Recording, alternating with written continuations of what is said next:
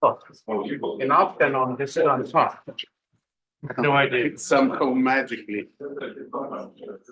If that's the same thing. Whatever we run.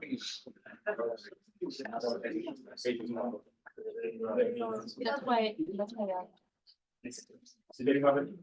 Yeah, yeah.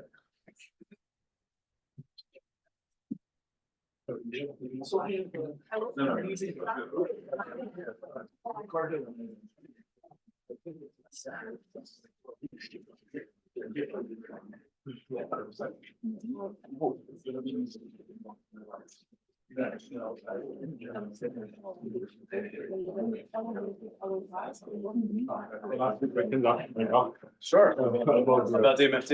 Yeah, well. I will answer what I can. Yes. It's great. Yes. Yeah, I don't know.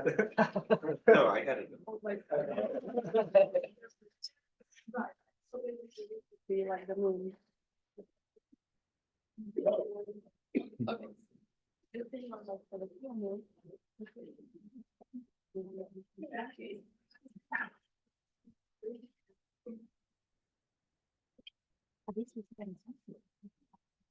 Hey, so you're on the road, I'm I'm sharing the afternoon section. And the first talk we have this afternoon is from Yuan from, again, we call it Teaching University.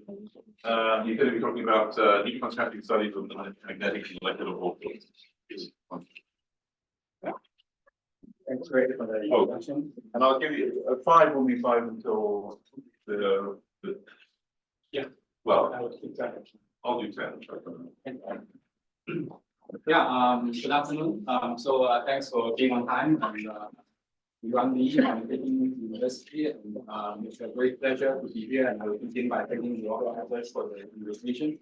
I would love to spend the next 25 minutes to introduce to you our recent and relatively simple experimental observations and some calculations that has invited us to start thinking about magnetism in quantum materials from a slightly different, counterintuitive angle.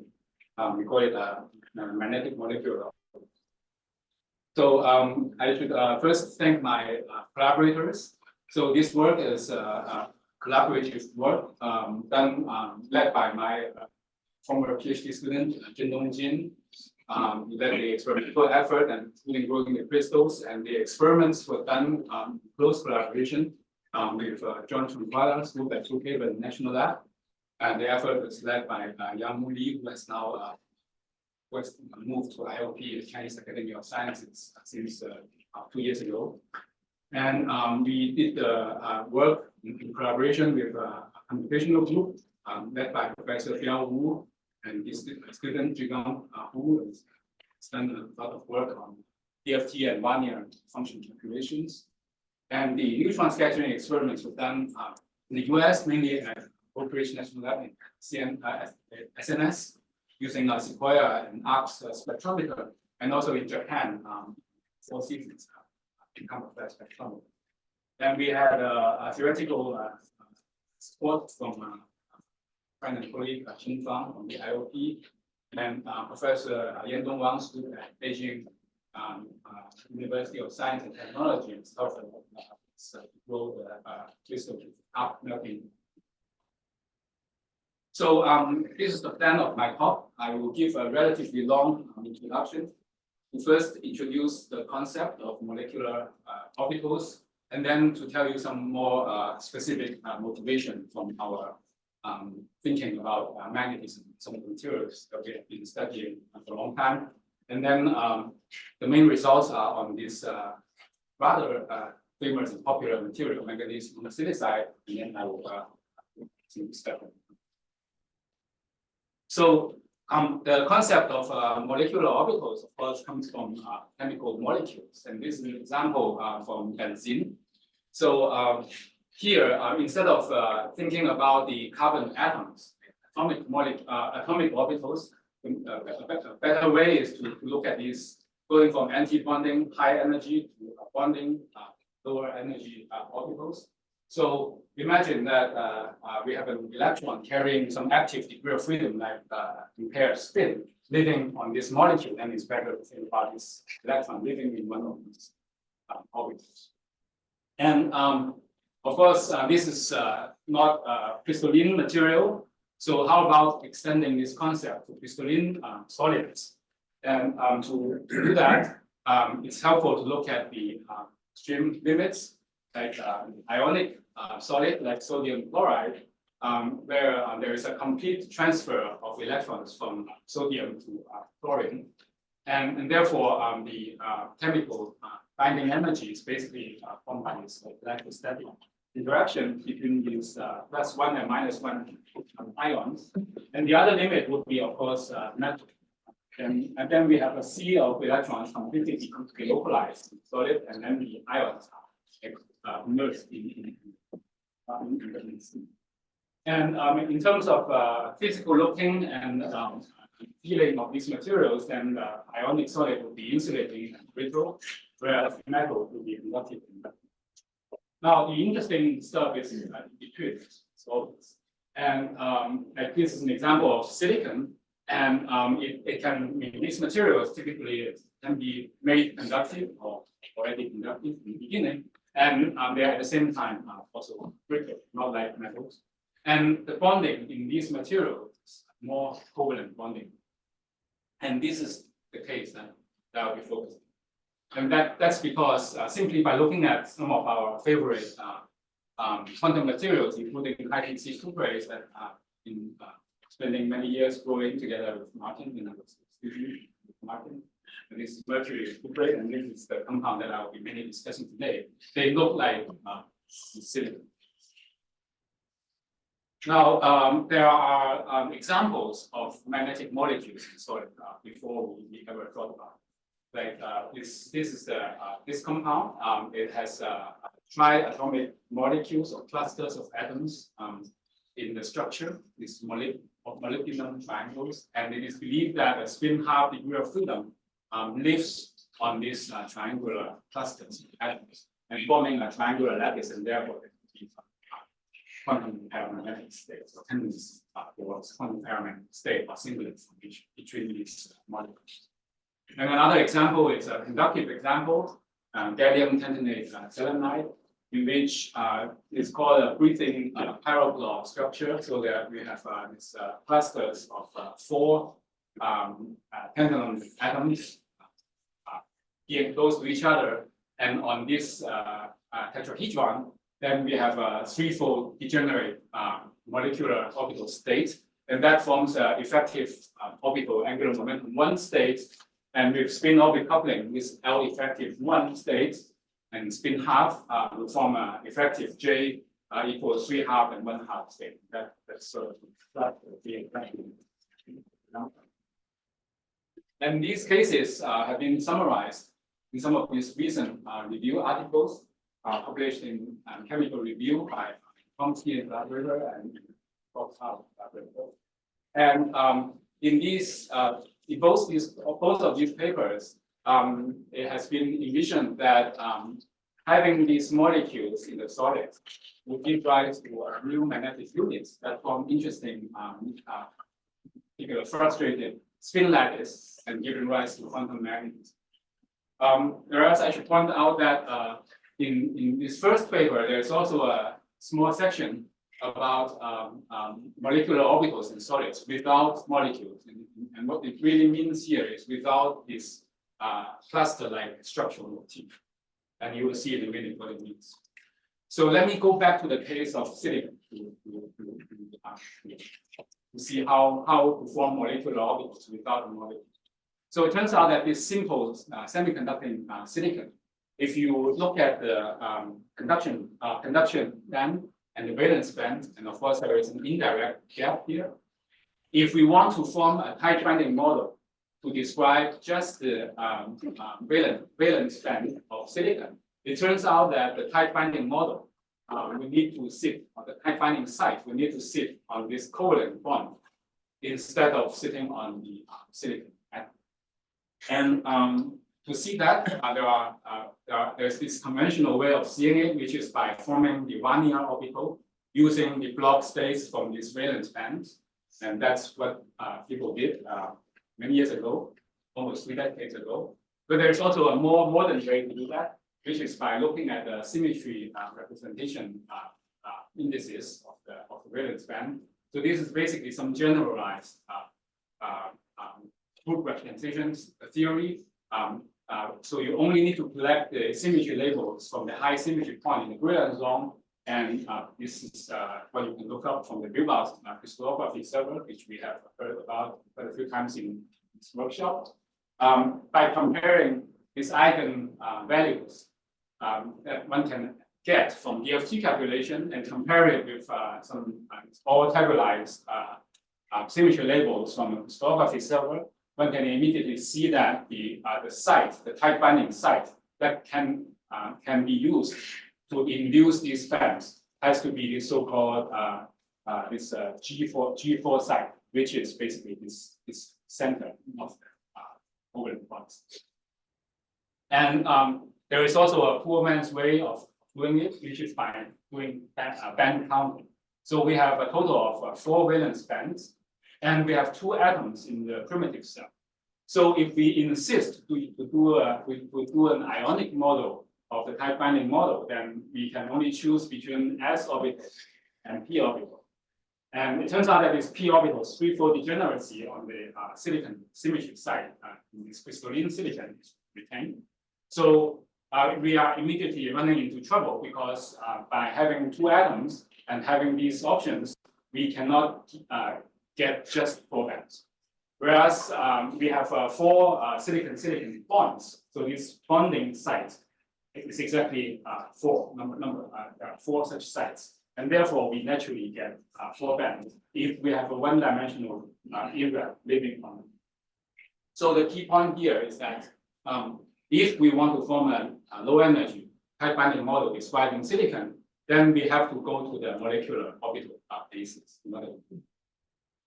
And then the question is whether such physics can be used to describe magnets. And for that, I would like to take a small detour to introduce to you another line of research, which is about materialization of the Kitaev model in series of compounds that was initially introduced for the iridates.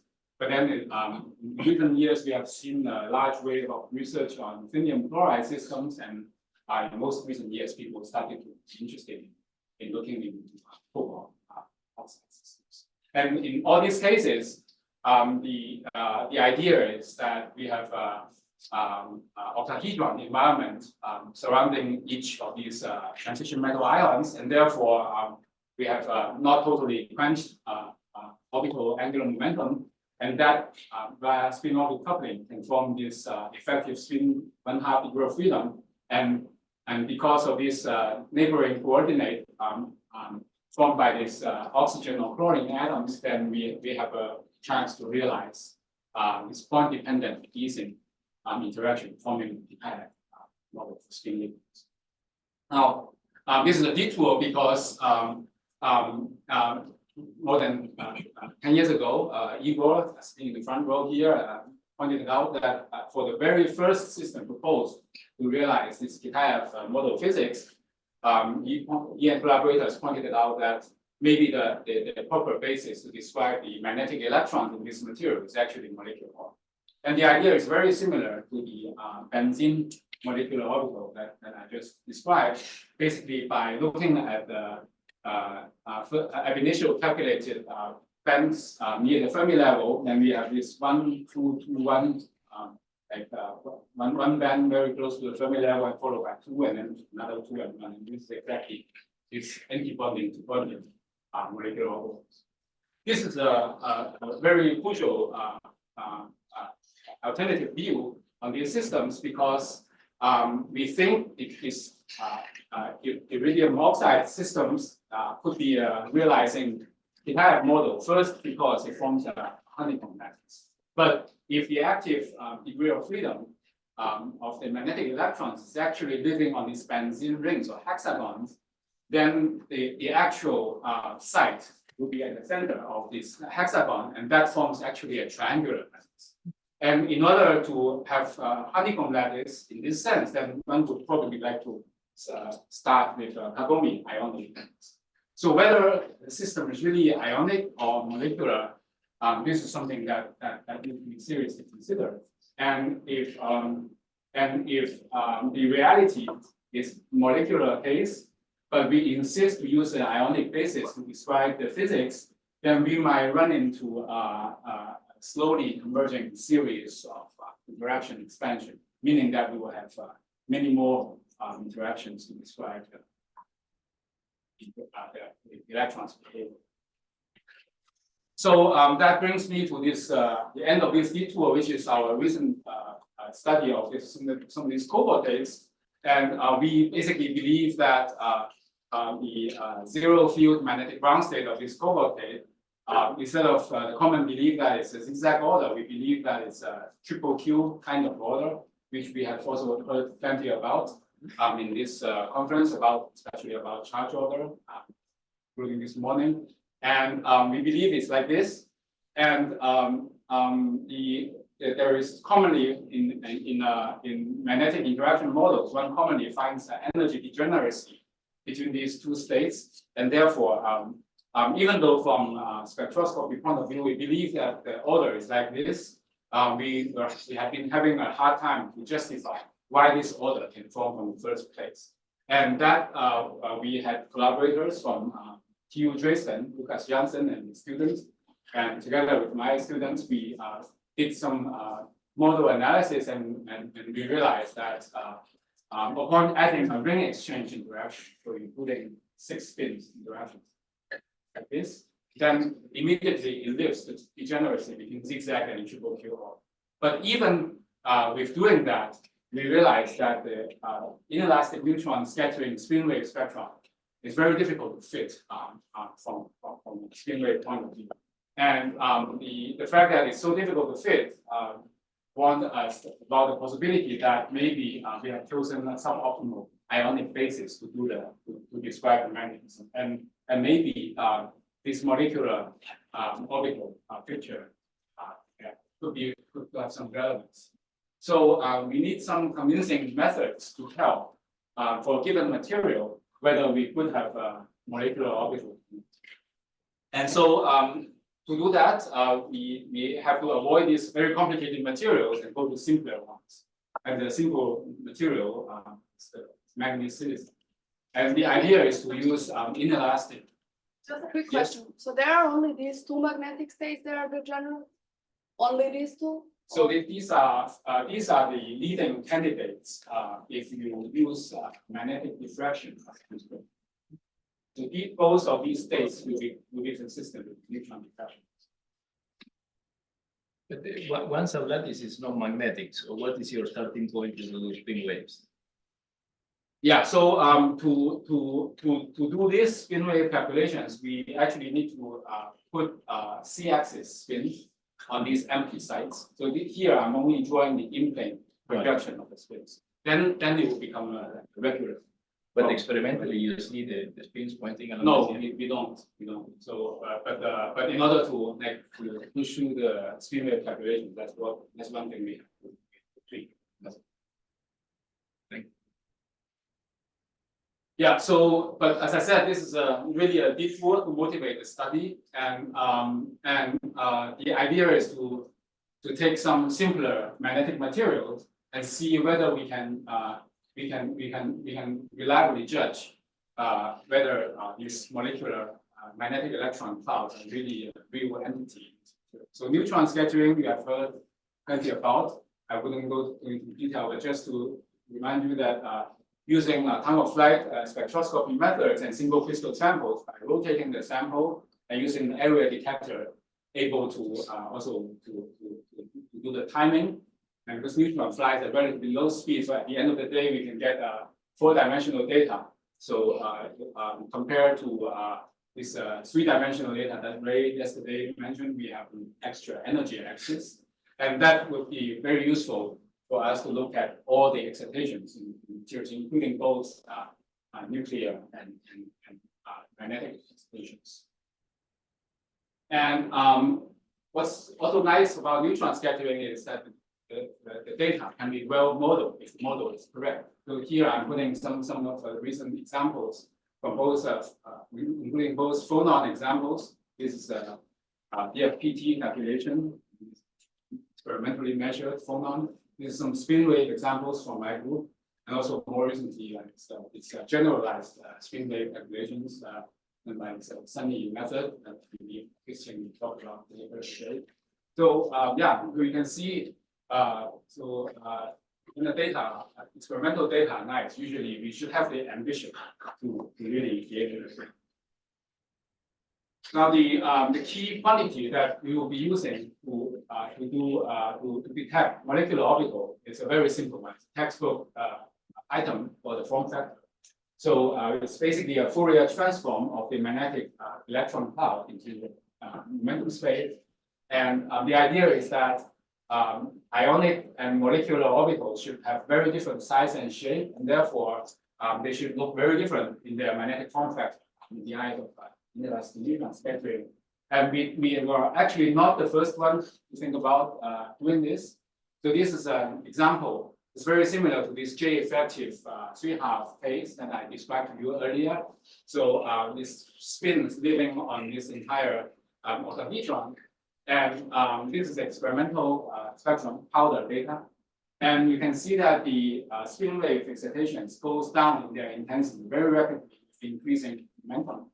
And this rapid decrease is more consistent with a molecular orbital calculation than the ionic. This ionic one means vanadium ionic form.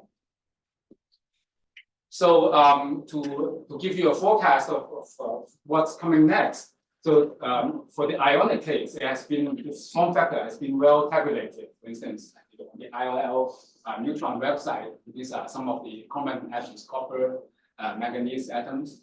And what we have seen in manganese monosilicide is this kind of form factor. So the conclusion at the end of the day is that the magnetic moments are sitting on interconnected molecules, like the case of silicon. But as here is really a triangular molecules rather than sitting on individual atoms. Okay, so let me go through the results on the actual compound.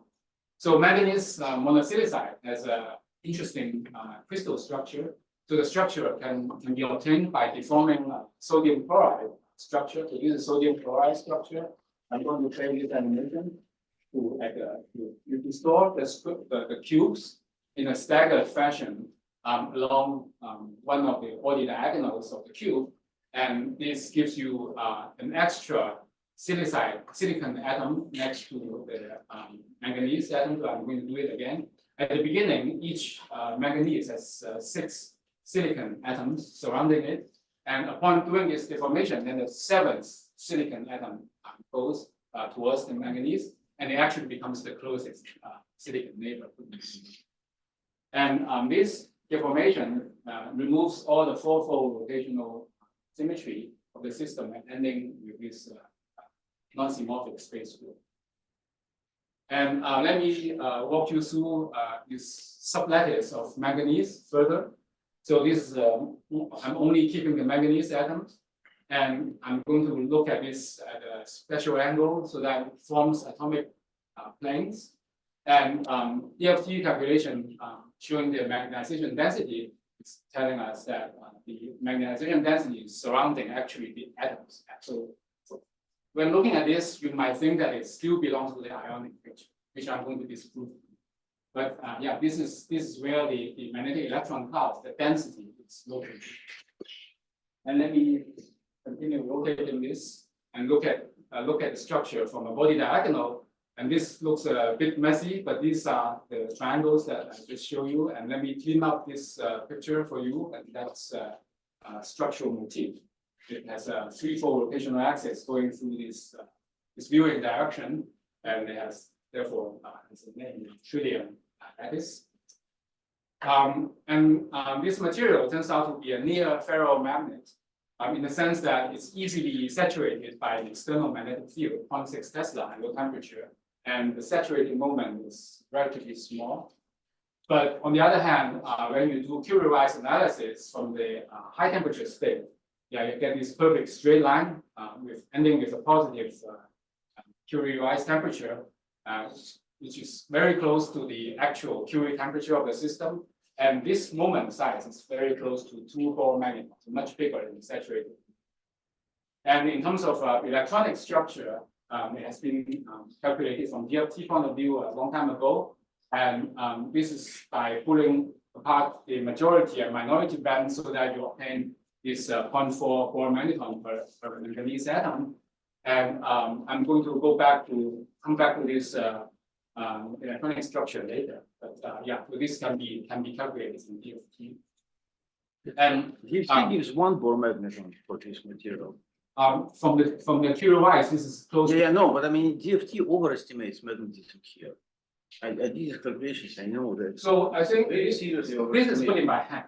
Oh, I see. This is Okay, by okay, hand. because that's So- cool. You wouldn't get a self. Yeah, so manually pulling out by a Okay, small amount. okay. Yeah, but Curie-wise gives about. Yeah, cool. Yeah, and when we have ferromagnetism and conduction electrons, then this is the kind of excitation that we expect from the system. So we should have ferromagnetic spin waves, and we should have electronic excitations, spin flip excitations from the occupied to the unoccupied state. That's the Stoner continuum. And depending on the band structure, of course, this Stoner continuum will occupy some particular regions in momentum space, also going over an energy range that's comparable to the magnetic band's bandwidth. Okay. So this is what we expect. So despite the fact that this system is obviously itinerant, there have been efforts in the literature well before our study trying to use interaction models sitting on the ions to describe the system. And to get a low Curie temperature for the system, one idea that people have developed is to appreciate the fact that we have this not the nearest neighbor, but this neighbor, these pairs of neighbor. It is believed that this neighbor has anti-ferromagnetic interaction, which competes against the nearest neighbor ferromagnetic interaction. That therefore the ordering temperature. Okay. So we have lattice, and we have conduction electrons, and we have ferromagnets. So that's why we expect to have these 3 kinds of excitation. Photon is the simplest, so we have a good measurement of phonons at high brilliance zone, and as I mentioned earlier, it can be described very well with BT calculations. So the only message we need to remember is phonons only go up to 60 milliamp. 10 minutes. And below the phonons, we have quadratic dispersion spin waves. This is also goes well with the phonon calculation, which captures these phonons, but not the spin waves. And then these are the continuums that goes all the way up to very high energy. And so for today's purpose, let's just avoid everything below 60 MeV and only look at the high energy stuff. And this is like, I think it's an analogy to the excitations that we have heard about this morning, uranium, basically from the band structure excitations. So here, these occupies a particular region in momentum space, and that's the Stoner continuum coming from the band structure. And this thing can exist all the way up to about 300 milliamp, which is not a surprise because the bandwidth is the order of E. And yeah, this thing, because it's so broad in energy and in momentum, it's very convenient for us to measure form factor. And to do that, let's first note the shape of the continuum within 1 brilliance. So we can do a cut here at 70 millielectron volt, and we see this intensity distribution inside 1 brilliance. It's like a hollow sphere with a diameter of with diameter slightly bigger than the size of the brilliant zone. So it goes outside the brilliant zone a little bit. That's why it's missing here. So that's the shape inside the brilliant. But of course, to to see the form factor, we need to do this measurement of the intensity over a very wide range of momentum space. And here I'm showing you a series of parallel slices in momentum space, and each is covering a total of 16 billion zones, 4 by 4. And I'm going a long way in three-dimensional momentum space, and you can immediately see there is a complex pattern. In the intensity is not really monotonically going down with increasing Q. In particular, there is this equal Q length three-dimensional contour that seem to always catch some extra intensity. This last cut is a slice perpendicular to one of the body triangles.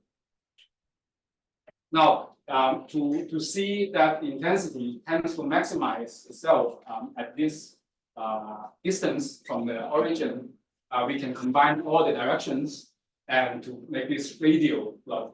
So this radial plot shows this local maximum really nicely. And then I can go around this equal Q sphere to see that actually the intensity has a clear modulation as a function of angle in the crystals stored in the system. And in spite of all this complexity, it turns out that there's a very simple model that can essentially capture everything we see experimentally. And this very simple model is basically just a molecular model. So this is the manganese sublattice. It has many triangles facing 4 directions. And the model that I'm using is without any 3 parameters. So everything comes from the lattice geometry. And the model we use is basically a 3-point interference. So interference between these 3 points of magnetic density for this one individual molecule. And then at the end of the day, we sum over the forward orientation. And this model, this is our form factor. And this model, in the radial plot, it gives this intensity distribution. And what I just showed you, this radial cut from the experiment, is basically this one. So we compare it here. And if I do that for this parallel slicing simulation in the 3-dimensional momentum space, then immediately we get this comparison. Now, so far, this bottom row of simulation is actually without the lattice. So everything is done only for this triangular molecule facing in 4 directions. That's why we are completely missing the intra-Boolean zone structure. But if now you allow me to use 1 or 2 parameters to describe the shape within the Boolean zone, then we can get this level of agreement between the measurement and the simulation. And again, here, the main point is only about the formula. And so after getting this satisfactory agreement between the experimental data and our simulation, then we became more ambitious and try to justify this model from a first principle point of view. And to do that, we went back to the analogy to silicon and knowing that this Barnier orbital calculation can help us to find the tight binding rates. And so basically we did this calculation ourselves, and then we Barnierized this whole thing. And to be able to do that, we need to go back to this quantum chemistry to know which bands that we are allowed to plug into this calculation. And it is this 8 bands in total, going through this Fermi level. And after doing this linearization, we indeed get this 3-point magnetization density. And this justifies our molecular orbital simulation. So I don't have time to go into details, but basically we can justify the chemical stability for these electronic states way below the Fermi level, also using the molecular orbital. So to outlook a little bit, so we realized that this molecular orbital point of view offers a very natural understanding of the spin waves. So one weird thing about the spin waves in this system is that in spite of the fact that we have 4 sites, either molecular site or atomic site, it's always 4 sites. So we have 4 sites in the unit cell, but we only see 1 spin wave branch, which is strange. And so these optical magnon branches are completely missing. And in the conventional wisdom, it's missing. And also this high momentum part, it's missing because of the damping of the Stoner continuum. But now with the molecular orbital view, we know that maybe one reason for this spin waves disappear at high Q is because its wavelength becomes prohibitively too short to be accommodated by these molecules. And our colleague Ji-Feng Stroup at Peking University very recently came up with the idea that maybe it can also explain why the optical magnons miss from the point of view of dipole flow of inelastic neutrons. So because I'm running out of time, I don't have time to discuss this in detail. And we think that this kind of physics could be quite general in materials that's more itinerant. So we are thinking about doing experiments on transition metal sulfide. So this is an experiment that I very much look forward to doing next week. And we think that the magnetization cloud will be living on this diatomic thickness. And finally, even in the cuprates, that this is STM work by Yuan from Yuan University, they are starting to think about this formation of molecular orbitals at low doping. So with this, let me put this slide here, and thank you for your attention.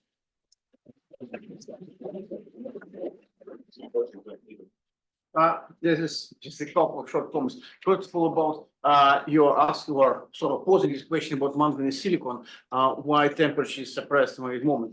I think that's probably most likely with the itinerant magnetism theory of Maria laid out in his book, where the suppression mostly comes from the amplitudinal fluctuations. So the moment is soft and it fluctuates in length. So it's just and one other thing is that you remember probably that we tried to apply these molecular model orbital models to ruthenium trichloride, and it was barely killed by spin orbit coupling. But there is another ruthenium material with very similar geometry, RU206, yes. you know that, which has one electron fewer, and this strongly stabilizes molecular orbital. Did you think about looking into that? Maybe I think it's your analysis in terms of ring exchange and everything should work very beautifully there. So I myself have not really worked on the ruthenium systems, but one comment or one opinion I got from other people is that they have done RIX measurements of one of the ruthenium compounds. And from the RIX spectrum, it seems to be still consistent with the ionic description. So, but neutron scattering would be much more difficult because the crystals cannot be formed so big. And RIX is not, in my opinion, it's not really a fair comparison because it utilizes a core level, which is ionic. So it's sort of, it could reject the ionic. But I agree with you that it can be done. The other question, yeah, Collin, yeah. Very interesting. And I wanted to ask, how does this impact the way we think about the low energy physics in this very heavily studied compound? Yeah. So, great question. So low energy physics automatically becomes long wavelength physics in this space. And in that case, I think that the distinction between molecular and ionic picture is not so important. Because in the long wavelength limit, we are mainly looking at the the density distribution. And in terms of the density distribution, I think whether you start from the ionic picture or the molecular picture, you always come up with the same density distribution. So only when you are at high energy and short wavelength, trying to observe which densities are moving together, then this distinction matters more. Follow up, which is, what about the induced moment form factor? Sorry, what is the induced? Like, with the polarized neutrons and an applied field, you can measure very accurately. I think that also belongs to the long way. I mean, so if apply a strong field, is DC. It's and it's ferromagnetic. So it's infinite wavelengths. If really in magnetization is carried by the molecules, shouldn't we see this form factor also come out in those measurements? So I don't think it's been done actually. Because the moment density is sitting actually surrounding the manganese. I think in that case you would conclude that at the end of the day, it's consistent with the ionic. Yeah. Actually, the next speaker would like to come up. So, okay. While he's setting up, a very quick question. I have a question about your phonon. So for your discussion, the manganese silicon. So I didn't see for your simulations. I didn't see the longitudinal phonon. I only can see the first one. Sorry. Longitudinal fauna, yes. So here, this is sort of purposely shown to be transverse. Yeah, but it's already distorted. I mean, so it's really hard for that dispersion. You also should see both the longitudinal and the Yeah, so maybe we can discuss afterwards, but basically our calculation captures the full fauna spectrum quite nicely. There's no really surprise with the fauna.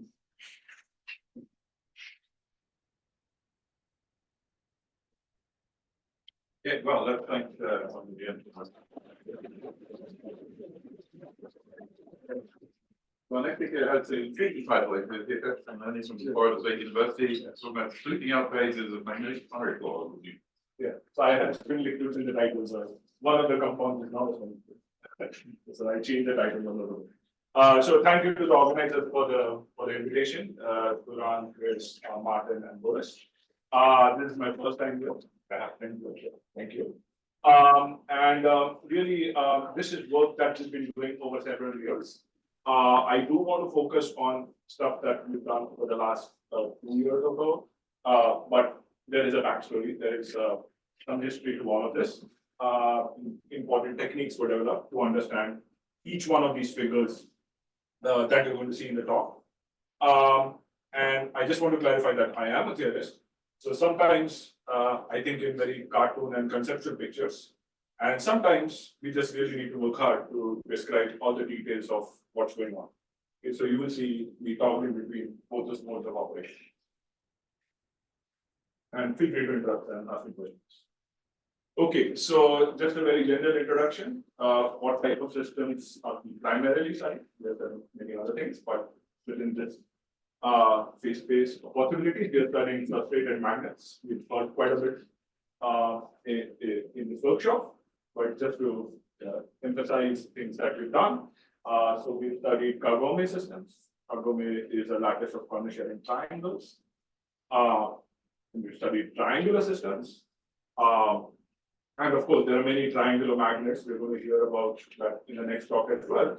But you can make a super lattice which has a triangular geometry by taking, let's say, 2 sheets of graphene and twisting them relative to one another, which is become a very big field. Or you can take 2 materials which are basically van der Waals materials, transition metal dichalcogene, but they have slight lattice mismatch. And you can create a super lattice or a triangular super lattice.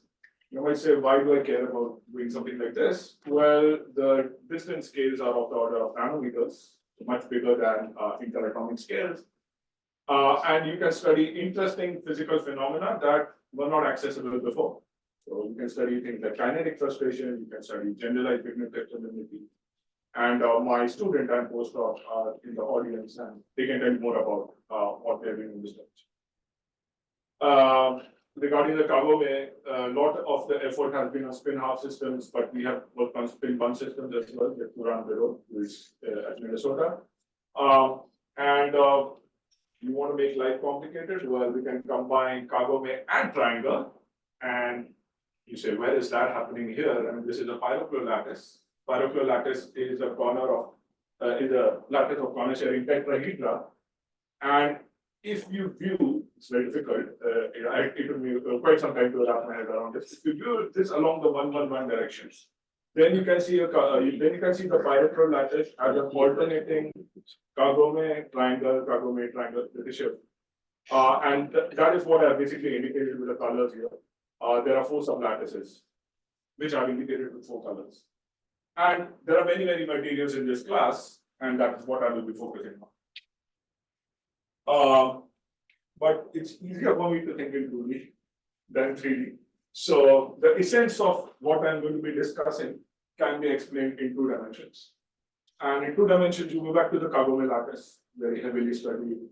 There's a long backstory. There are people in the audience who worked on it far more than I have. But you take this lattice of corner-sharing triangles and switch off quantum mechanics for a second. You say, okay, why am I here? But just switch it off for a second. And you ask, what is a classical problem? What are the ground states of the classical problem? And Baxter in the 1970s essentially solved the problem. He counted, he did it for the honeycomb lattice, which is dual to the Kagome lattice. You take the centers of the Kagome triangles and you make a honeycomb lattice. But you just ask, how many ways can I three color the carbonyl lattice? What do I mean by that? I mean, I need to put one red, one blue, and one green on every triangle. Every up triangle has to be happy, every down triangle has to be. So how difficult can that be? It's not difficult, except that there are many, many ways of doing it. And here I've shown you two representative ways of doing it, which is that you can put, so red, blue, green are just correspond to directions of three arrows, classical vectors. And these two have certain names in the literature, doesn't matter. But the important thing I want to point out is you look at these loops. So you have red, blue, red, blue, red, blue. Over here you have red, blue, red, blue, red, blue. And you rotate these loops. That means you move a red to blue, blue to red, red to blue, blue to red. They are shielded by the greens. So you can form many such solutions. If you identify one such solution, you can do this local rotation, or in this case, you have a winding loop. You can do these rotations, these switches, and you can generate many other solutions. Turns out that the number of solutions is exponential. Now, why is this important? Because loops are going to be important even on the pyrochlore lattice.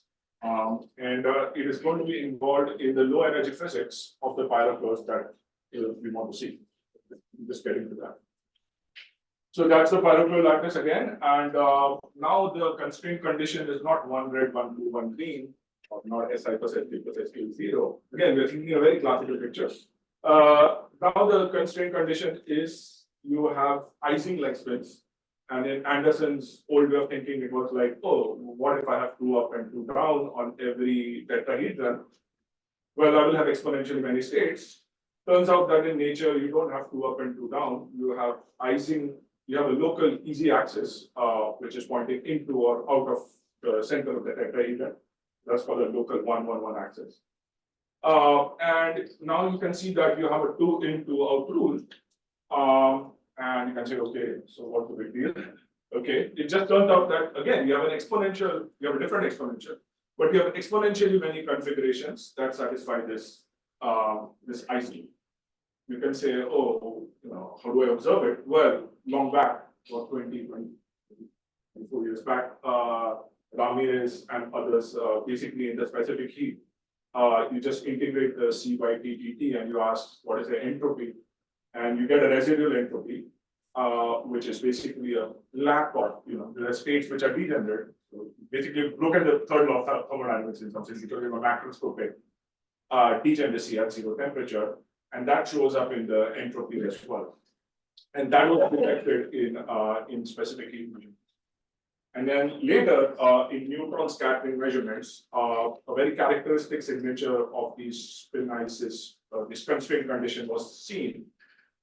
Which is the so-called pinch point feature, which is flanked by these bow ties.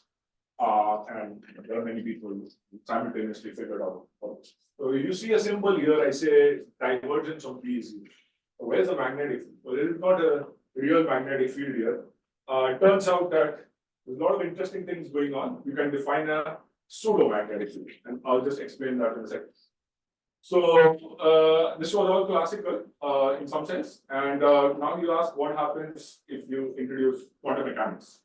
And this is a neutron conference, so maybe not a lot of people need to understand this, but just for some other members of the audience. So if I have a ferromagnet and I have a neutron come in, well, it flips a spin, great, and it bounces off. So I have a spin flip, and this spin flip basically can thanks to quantum mechanics, can delocalize. And that's what happens. That is just given a fancy name, which we call magnon. Yeah, looks nice, sounds nice. But in an antiferromagnet, which really doesn't strictly exist, you don't have a long range antiferromagnet in one dimension. But just for the sake of understanding, I just take up, down, up, down, up, down.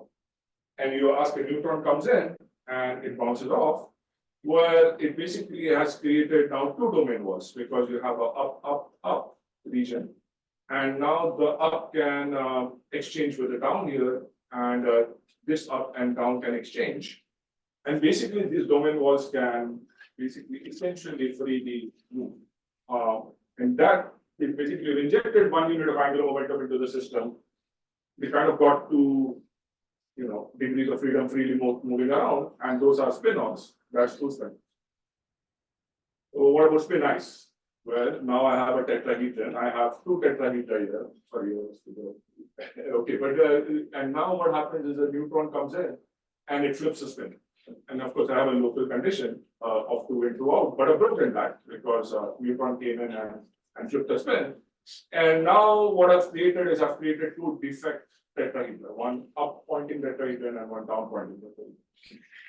But I can heal this tetrahedron at the cost of creating misery somewhere else, and that's what this does. That's what we did here as well, by the way. I can heal this tetrahedron by flipping another spin and moving my defect to another tetrahedron somewhere else. Okay, and I can do this again and again, and essentially I can do this independently for the 2 tetrahedra. And these basically defects, you can think of them as some sort of magnetic monomers.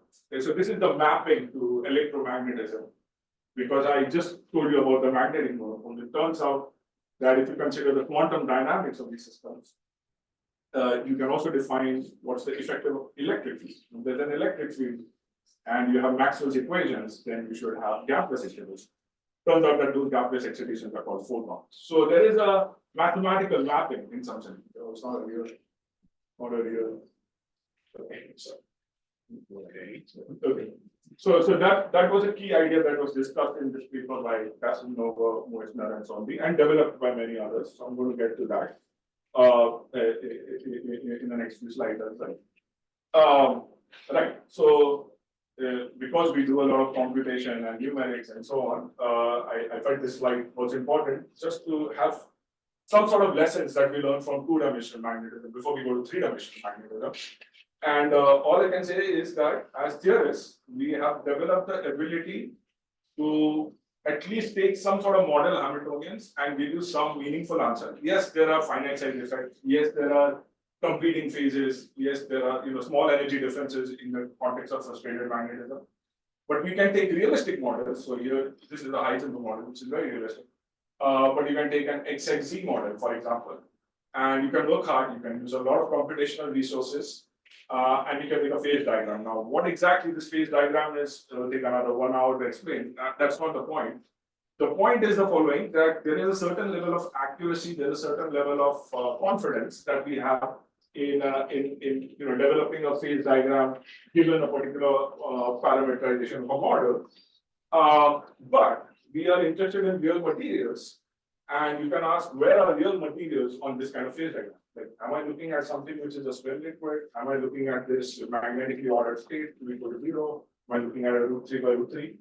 Just to give some context, the J in these materials is of the order of 20 MeV, 200 Kelvin. And in the Pyrochlores, it's even lower. The energy accuracy that you need to distinguish between a magnetically ordered state and a magnetically disordered state is 0.1 MeV per atom. And there are DFT people sitting here. They will agree that this is a very, very difficult and challenging problem to do. So we really need some sort of hybrid approach. We need to look at experiments. We need to infer these parameters, and we heard of that in the previous talks. And then we need to, try to see where is it on this, on the phase diagram of this nature. So back to Pyrochlores, and I told you that loops were important. And I told you local axes were important. I told you all of this was important, but I'm just going to take a cartoon version of this. I'm going to take just this 2 up, 2 down kind of rule, just to keep the math a little simple. And I'm going to ask, what sort of effective Hamiltonian can I write for this low energy physics of the Pyrochlores, right? So I have 2 up, 2 down condition, which sets my constraint condition. The cargo weight was different. I had it 1 red, 1 blue, 1 green. There was some constraint condition. And now you can ask what happens. You can ask what happens, what sort of effective low energy Hamiltonian will I generate once I do perturbation here. Turns out, and this was done using this Roxer-Kibble-Senization of this model Hamiltonian, which is that you actually generate a ring exchange term. You need to do 3 hops, basically, so that you stay in the low energy manifold. So again, this loops that you saw on the carbon turn out to be important on the Pyrochlore as well, to keep you in the constrained manifold. And then you say, oh, that's too difficult, I need some numerics to solve it. Well, that's why you add this term to make it rock calculus and solvable, which is what was done in this paper of 2004 by Lerman, Fisher and Balance. And the picture we now have is that if you look at the wave function of this somewhat simplistic model, it's not relevant. It is a good cartoon, but okay, real model, real material has many more terms. But you take Sx equal to half, which is that, so from quantum mechanics 101, you know, Sx equal to half is just up plus down by root 2. And you project out everything that is not in the constraint manifold, right? You have to satisfy this rule of 2 of 2. So that's the exact solution of the rock Wilson Hamilton. And then this paper showed that there's actually some region of stability. And then a lot of other people followed it up with some, effective mean field theories, etc. But this is what is important because we're going to go and look at an experiment. We need to have some idea what we're going to look for. So you're going to see these defect configurations. You're going to see these spin flips. These are the magnetic monopoles. If you're lucky, you're going to see photons, right, which are very low in energy, which was this J ring, if I may remind you, came from perturbation theory. So this came from some quantum mechanical term, J perpendicular Q divided by J Z square. And don't really worry about Z and Y and so on because everyone has their favorite notations. And there are some people whose local axes, and the theory was done for a global axis, etc. Okay, so hopefully we will see some evidence of photons and monopoles if this is true. And in specifically, you think of photons as some gas of bosons. So you're going to get a T cube difference. That's the whole. Yeah, and I'll show you how close or far we are from this expectation. Okay, so I won't talk about neutrons. It was done in the previous. I will just say that there's a wealth of information in this particular quantity. There's 4 dimensions here: Ux, Dy, Z, and energy. Neutrons doesn't give you this as such, it just gives you some summation of the terms which have this particular tensor. So we actually do model that, and neutrons have been successfully used in 1D systems where you can do data answers. Basically, essentially, exact or DMRG, and you can essentially see that the continuum is all there. So you're going to hear more of this in Batista's talk as well. So the first thing we tried in the pyrochlore along the pyrochlore direction is basically some compound called ytterbium titanate. So ytterbium is rarer and it's in the 3+ configuration. Turns out that you have to model it as a pseudo spin. It's not a spin half, but it's a pseudo spin half, which means it has J equal to 7.5 character and MJ equal to plus minus half. So it has a Kramer doublet basically that we model and we like to work with the effective spin half Hamiltonian. And work about a decade ago by Leon Balance and Bruce Collin, led by Pete Ross, basically said, okay, this compound looks promising. We'll do neutron scattering on it. Yeah, but neutron scattering in zero field, it looks like a little bit of mess. So we'll apply a magnetic field. We'll say, oh, we'll go to the polarized state. We'll get the spin waves out, and we'll fit to some theory. We'll fit to spin wave theory. And we'll get the Hamiltonian parameters. And that initially felt like it seemed like it would, it was consistent with the possibility of a quantum spin liquid to look at a phase diagram. But it has taken almost a decade to convince ourselves, thanks to efforts by Collin and Alan Shea, that actually what we're looking at looks like extremely broadened spin waves. And a lot of the things, and this is something that is still ongoing actually. There are a lot of remarkable similarities between the spin wave spectrum and what we see in the experiment, and also from magnetization measurements. And this is just some work which I was like tired of making all sorts of approximations. So I just took a 32 site cluster and I just burned a lot of computer hours to do something called finite temperature Langstroths, which turns out to be an important tool for what I'm going to be telling you. Okay, so that turned out to be a piece of ferromagnet, very broadened one, a very renormalized one, but. And then we started to look in another direction. So we heard from Ricardo about some spin 1 systems, and we got we had this compound thanks to Bob Kawa Collin, and here we are showing the specific heat versus temperature. And you just see the short heat bump, you see some sort of bump, but you don't see any sign of a low temperature ordering condition. We were worried that it took a decade to get the parameters for ytterbium tightened. How long will it take for this one? Turns out that within a few months, we were able to get very good agreement between what we saw from inelastic neutron scattering, this is energy integrated, and what we got from Monte Carlo and a technique called as self-adjusting process. So it's just classical Monte Carlo. You can see that turns out that the energy scales here are not as competitive. So ytterbium tightened, there are many competing energy scales. Here, you're dominated by Heisenberg interactions. It's not only a Heisenberg model, you have to go beyond the Heisenberg model, but the dominant scale is set by the Heisenberg model, and that gives you the scale very nicely. Can't get this bump from theory because it's just been classical Monte Carlo, so it doesn't know how I'm trying to kind of have to go back down.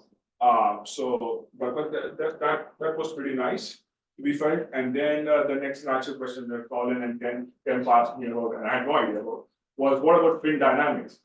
And turns out that there was some nice work by Collin and Chalker on classical spin dynamics. The idea is very simple, that you think of every spin as sort of sitting in the effective field of the other spins and performing a precession. So we implemented that. Again, it's a purely classical method. And I came from community which was doing all sorts of quantum problems. It's not going to work. It's impossible to work, but I'm going to show you that it does. And then we also implemented stochastic Lagrangian theory. This is basically a Lagrangian theory where we put some noise or a term. We also did linear spin wave theory, and some of you may be laughing at this, but it's actually there are many competitive states on the Pyrochlores. We basically just do linear spin wave theory on competing states in real space. So it's not these are not momentum zero states. And so if you are interested, you can of course look at it. I just wanted to say this, we wanted to check different theoretical techniques. So I'm just going to show you the result. This was done with Oleg, we couldn't make it, and Susie and Roderick.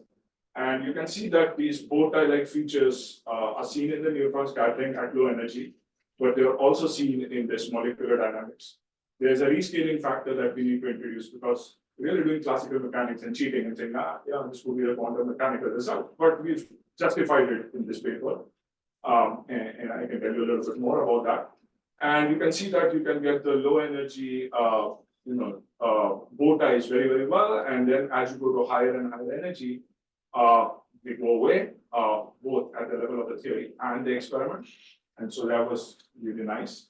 And just to give you some perspective, J was about 3 MeV in these compounds.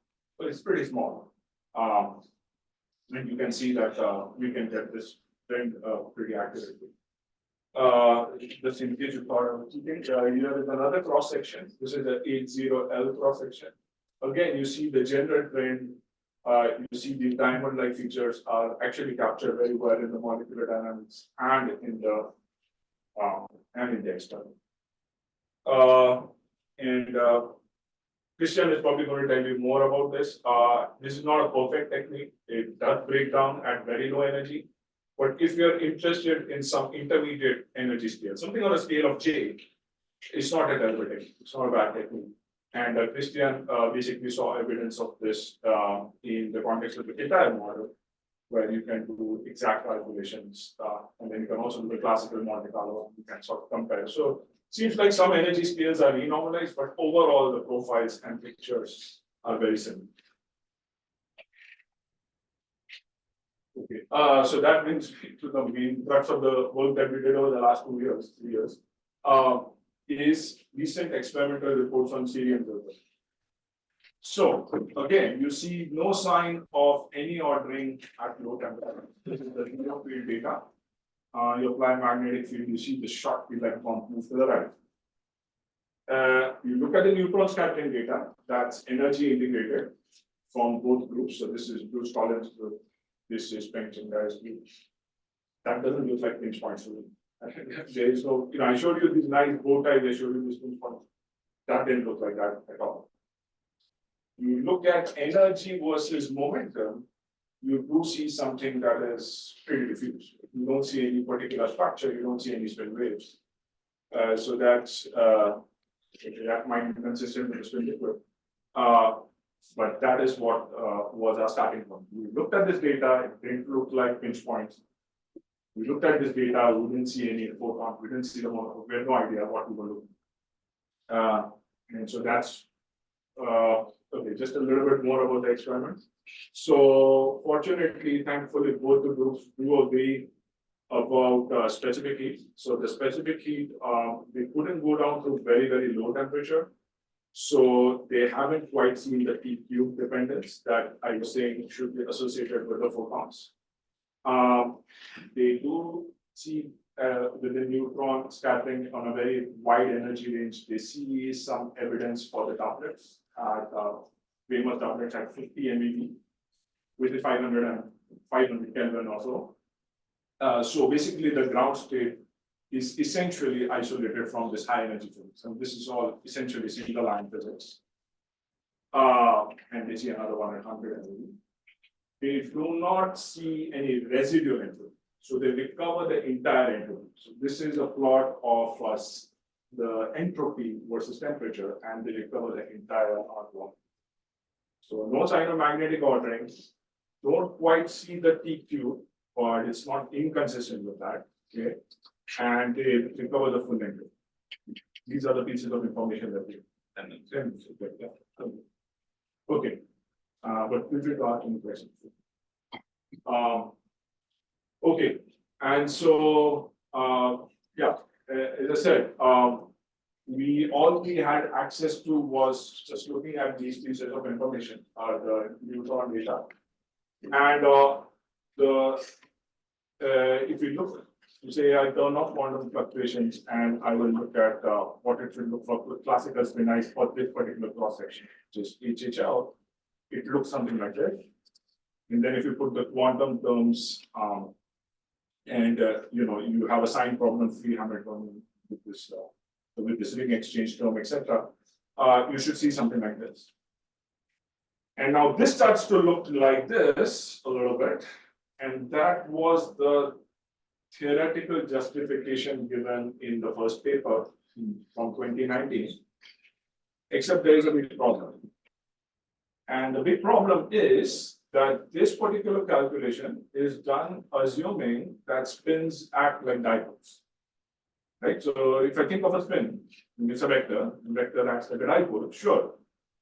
But is that true in this particular compound? Right? So just because there's a superficial similarity doesn't mean that it's all true. And this is where we come in. We basically realized, in conjunction with many others who I will highlight, whose contributions I will highlight, is that really you cannot just think of the spin as a dipole. You really have to think of a spin as having a dipolar component and an octopolar component. We heard something about multipolar orders earlier, and this is in the spirit of that. And I will just tell you what that was. Okay, so the key idea is the following: that if we consider cerium, which is the magnetic ion, cerium 3+. Do a little bit of chemistry. So cerium 3+ is in 4F1 configuration and 1. So we do spin orbit coupling. So yeah, half plus 3. So 3 plus half can be 5 half or 7 half. Turns out that the spin orbit coupling is pretty strong. It's about 80 milli-electron volts in this particular compound. You get J equal to 5 half. And then you account for crystal field effects. This J equal to 5 half for the splits. It's a 6-fold degenesis for the splits. So it splits, and you get a J equal to 5 half and GZ equal to plus minus 3 half famous. I have a doublet here. So, but what does the spin operator do? Spin operator takes you, if you act as plus, it takes you from minus half to plus half. But I have plus 3 half and minus 3 half. So how do I go from minus 3 half to plus 3 half? I cannot just inject 1 unit of angular momentum to go from minus 3 half to plus 3 half. I need 3 units of angular momentum to go from minus 3 half to plus 3 half. And that's what the octopolar nature of the spin is coming in. that really, you can think of it as a Kramer, you can think of it as a Kramer couplet, you can think of it as a pseudo spin-up system. But when you work with this algebra, you cannot really think of S plus and S minus the usual way we think about it, because I have to inject 3 units of angular momentum. So that was realized by many other, by all of us. This project was done with Andrei Nevedonsky from Rice, project was from Germany, and 2 postdocs, Yuan from Rice and Susie Zhang, who moved from UCLA to Max Planck. And all the numerical calculations were done by my postdoc, Anish Bharadwaj, who is now an assistant professor in Australia. Okay, so that was a key, basically, realization. And we dug up the literature. We looked at earlier papers that characterize the form of the effective Hamiltonian. And what we basically implemented was something called the XYZ Hamiltonian. So JX, JY, JZ are all different. There is a coupling between JX and JXZ. That's that. And the Z1 term is pretty funny, as you should expect, because you're working with pseudo spin-up, not a real spin-up. That the SZ couples to HZ in the local plane. And for now, you can just think of GX as 0, just to keep the discussion a little simple. So you just have a coupling, which is coming from the fact that it's a pseudo spin. The important thing is that the Y is not coupling with the magnetic field in any. And that is going to turn out to be important. So anyway, we did all this finite temperature Langshos. We basically fit our specific heat data, which we cannot get very good agreement at low temperature.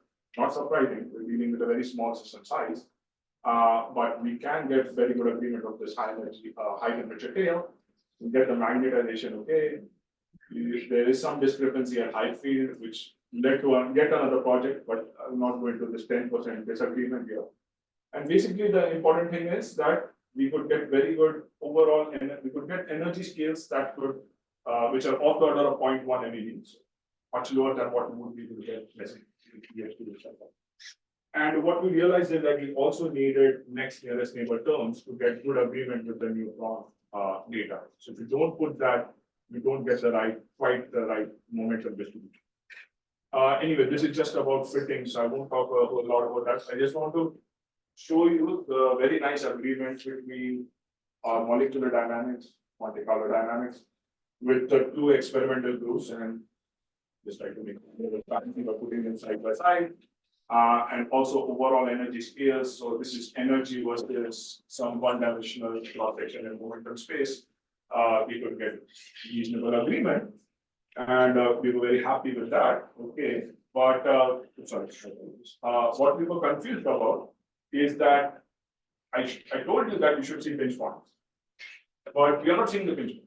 I mean, if I show you that particular, to show you this looks very different from the pinch points that we expect. The thing is that you see pinch points if you use these local axes, but neutron is measuring something slightly different. I mean, there is a G tensor to worry about, there is a coupling between G and S. So in terms of the pseudo spin, sure, you should have seen the pinch points, but they're hidden from you. Nature doesn't want you to see them. So you multiply by these G tensors, etc. And that's the picture. Turns out that we were not the only ones. There was another group. So there is another group of Collin, which did essentially the same analysis. There are some differences. I won't highlight that a whole lot. But our works were published at similar times. And there was work done by Young Tech Institute as well, following up on how. I don't have much time, right? How much time do I have? It's done. Just a couple of minutes before my understanding. Couple of minutes. Okay, so I just want to say that we continue this direction working with a group in PSI. We heard about some work from PSI earlier. And that was basically led by Romain Sibyl, and student was Victor Pori, and also Sylvain Petit, who's in France. So we teamed up with them. We had this whole engine set up. They give us the data, we look at the parameters, etc. And so we did that with them. I mean, I wouldn't say it's perfect agreement, but it's pretty good. We can get a lot of features with specific heat and magnetization, right? And in their case, in this particular compound, which is not cerium zirconate, it's cerium hafnate, Turns out now that there are two bands that they're seeing in the neutron data. This upper band is what we can model with molecular dynamics, but this lower band is something that we have no idea where, I mean, we earlier had no idea where it's coming from, but if you stare at this model a little bit, you might start to convince yourself that these are the photons that you're seeing. Now maybe you need to go to even lower energy to see any sort of dispersive features, etc. But that's the interpretation we have now, that the second band is purely quantum mechanical effect, which cannot come from this quantum classical correspondence, which I anyway said has limitations at very low energy. It's an intermediate, intermediate energy scale physics feature that we're seeing. And interestingly, we see a very large coupling between the optopole and dipole components, more than the dipole component. So this is something that we are actively working on right now with Anne. And I just want to just say that we were also considering high magnetic field physics, and there were all these discrepancies in high magnetic field, and we were just tearing our hair apart, and we were like, this is frustration not only for geometry frustration, but frustration for us. And it turns out that actually we said, look, there's something very simple happening, that your sample is probably misaligned from the direction in which you are applying the magnetic field. Turns out something as simple as that basically explained the experiment. So we were happy. It was nothing very exotic, but we're just happy that we believe our theory, right? And so that was also led by Anish, and I think in the interest of time, I will say that we're working on modeling magnet.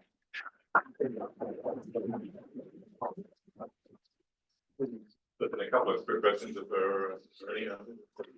Yeah, so how does the emergent speed of light compare to the speed of sound? Speed of light compared to speed of sound in, you mean like an alpha parameter, for example? No, I mean, well, so first place, if you want to look at the T cubed contribution to the specific heat, you have to distinguish it from the T cubed from acoustic waves. Yeah. So is the speed, is it bigger or smaller? To be completely honest, we have not done that calculation, and I do not know, because the experiments don't go down to that low temperature. I showed you that there's actually no data, so I do not know the answer to that question. Okay. You don't see the final contribution. You normally don't see the final contribution. There's no photon contribution that. Yeah. Okay, but so if this is faster than sound, then there'll be even smaller contribution. Yes, right.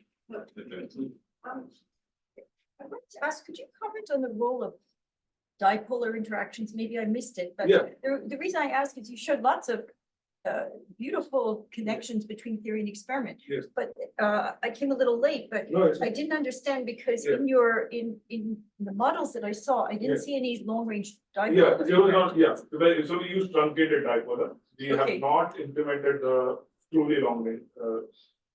We have basically, I showed you in the model, Hamiltonian. Yeah, There was just we truncated the dipolar interaction to next nearest. okay. And But so, you're right, we should really consider 1/r cube. well, was there anywhere in terms of your contact between theory and experiment where Yeah. you felt that you needed to do that? Yes, this particular neutron data.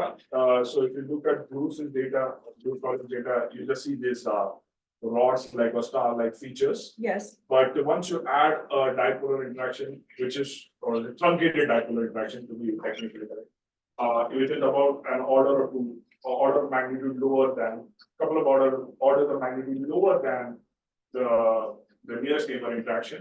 Then you basically get this reorganization of the spectral thing. And when you say truncated, it means just near it. Just next nearest neighbor. So you don't even have to go beyond that. Well, we should have, because no. we know from No, but I know Goldman compute- titrate and disclosing Right, I know. titrate that there was a lot of controversy Of course. about 1/r, but in this book, we have not considered. Okay, no, but it seems to work. Yeah, it seems to work, but it might be for the wrong reason. Okay, thank you. Yeah, very good, serious. Okay, thanks. There's an urgent question while Collin is setting up. Yeah. Please, yeah, please. Yeah, so one question about this, the low energy model. It's experimentally you try to associate with the photon. So the photon Yeah. could be dispersive, Yeah. I mean, But when you have to go to even lower energy to see that, because these things have only certain energy resolution. So we are going to we as in our neutron scattering trends are going to about below 0.1 MeV, substantially lower than 0.1, but maybe one has to go even lower than that to see the dispersion. That's the interpretation. So Okay, maybe future experiments. let's thank you, Hitesh, again for. One talk to our break is by Broholm, is going to be about fluctuations.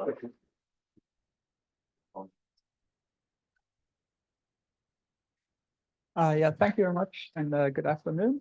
So I'm Collin Broholm, and I'm really very pleased to be at this conference. I'm enjoying it a lot. The talks are really exciting, very much directly in the kind of thing that I'm interested in. So that's good. And I hope you'll be interested in this work as well, which is coming to the Ising model on the triangular lattice.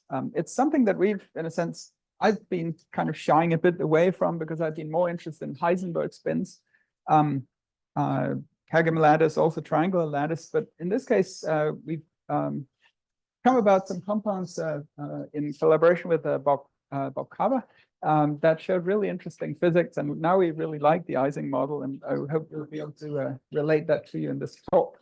So yeah, it was work that was very much spurred by Bob Carver's interest in these cobalt materials. We're going to be looking both at a single layer system and at a bilayer system. I think this one, I won't have a lot of time to talk about this one, but we think this one is really very interesting as well. My postdoc, Tom Chen, has been working on this, as well as my graduate student who's about to graduate, Ali Ghazali. Also in the audience is Jianghang Zhu, who's been growing some of the crystals that made this work possible. So let me start at the very beginning.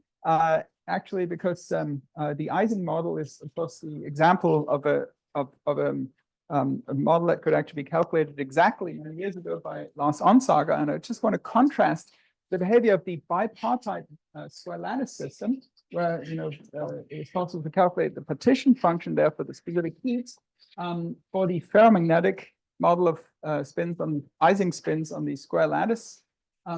But for this particular model, because of it being a bipartite lattice, then actually the ferro and the antiferromagnetic models map directly on top of each other. So if you've done the ferromagnet, you have the antiferromagnet as well. That's a consequence of being a bipartite lattice.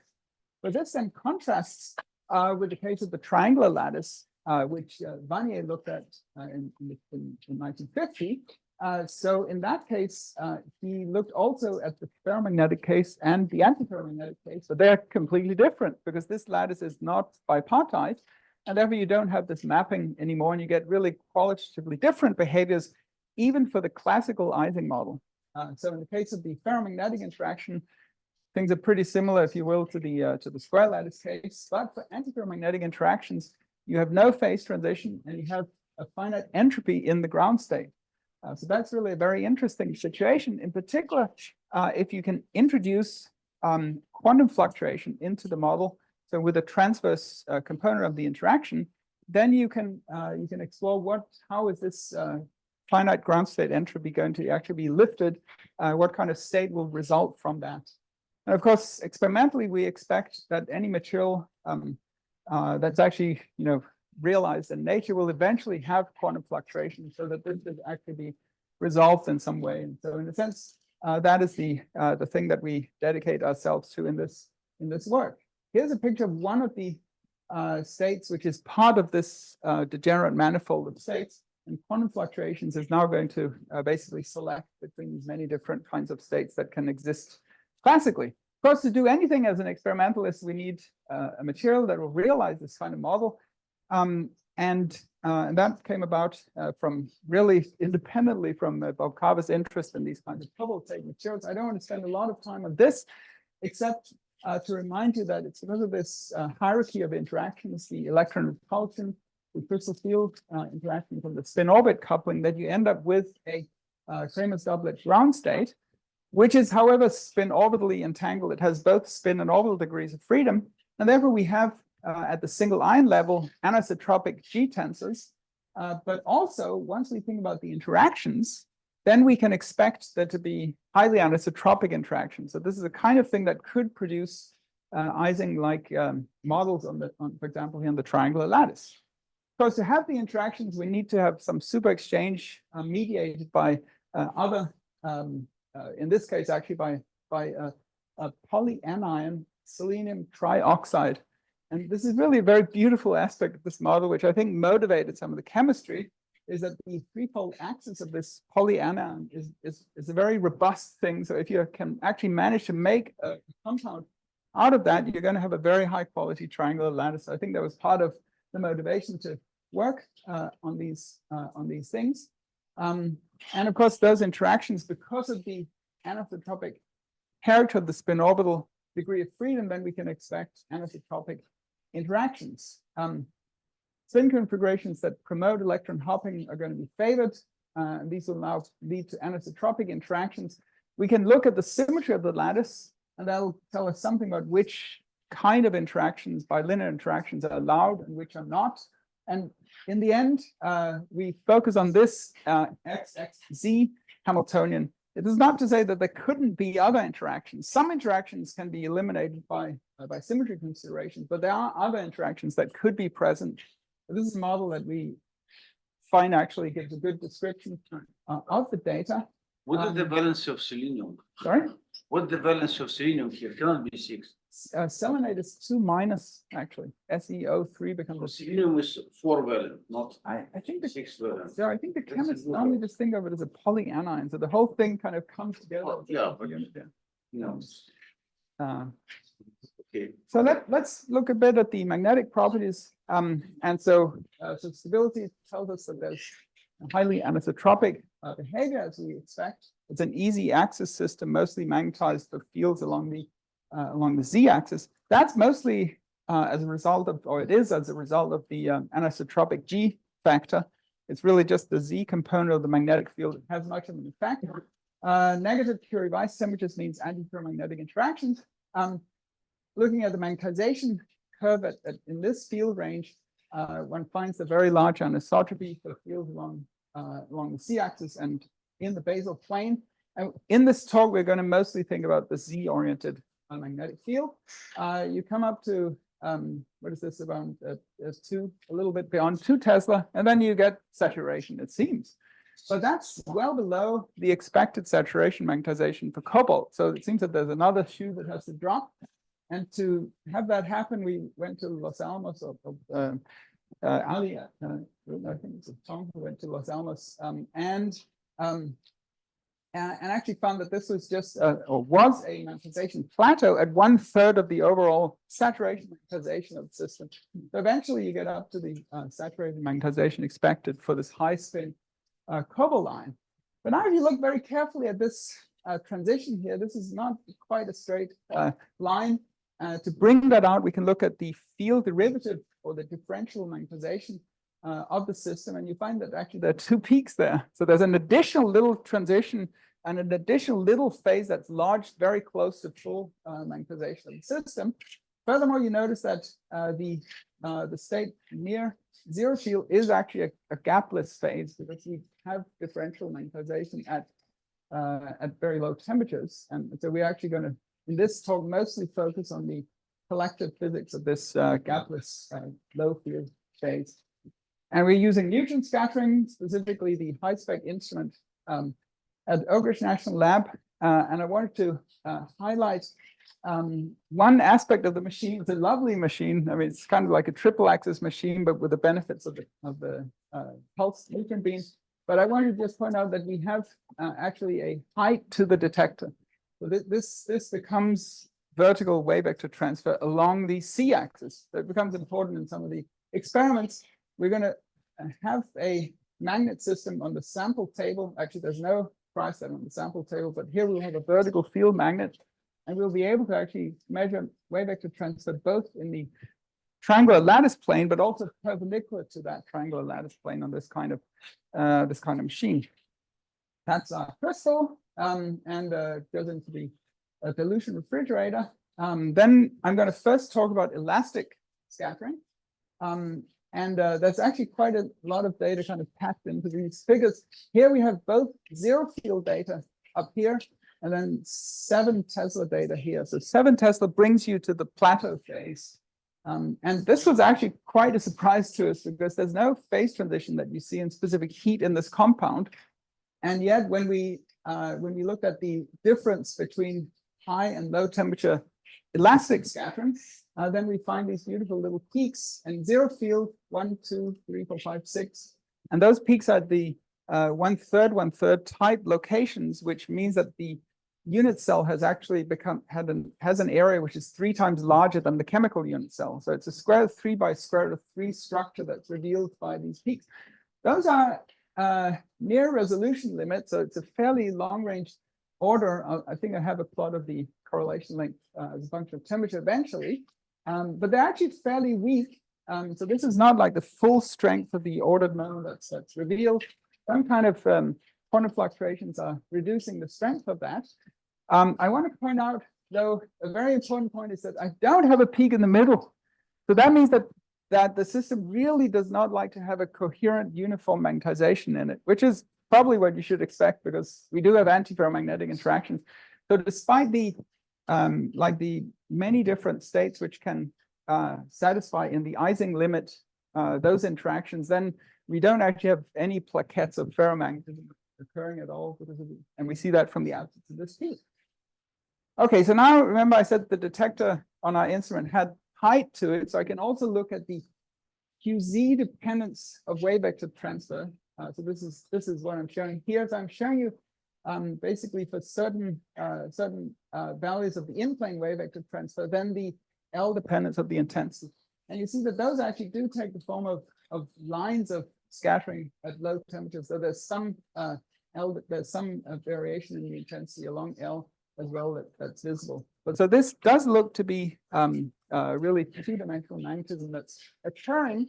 And an example of a spin configuration which could account for these kinds of data is shown here. This is a so-called Y phase in which we have a set of spins indicated in blue here that are pointing along the Z-axis. In this case, I think it's in the down direction. And then we have twice as many spins which are pointing up but tilted in such a way that the net magnetization to be consistent with the data is in fact 0. But there's also a small in-plane component of the magnetization. With this kind of structure, we would have a moment of 2.6 μb per cobalt, which is less than full saturation moment. So there's some quantum fluctuation superimposed on that. Okay, so now I'm going to look at the data from the plateau phase in 7 Tesla. And so there we do see that peak now occurs in the middle. That's because I do have it now. By plateau, do you mean Yeah. one of those intermediate phases? Yes. Between the 2 plateaus? Yeah. Actually, so that's the main kind of 1/3 set, what's it called, plateau phase, which is really very extended, goes almost up to 20 Tesla, from 2 to almost 20 Tesla.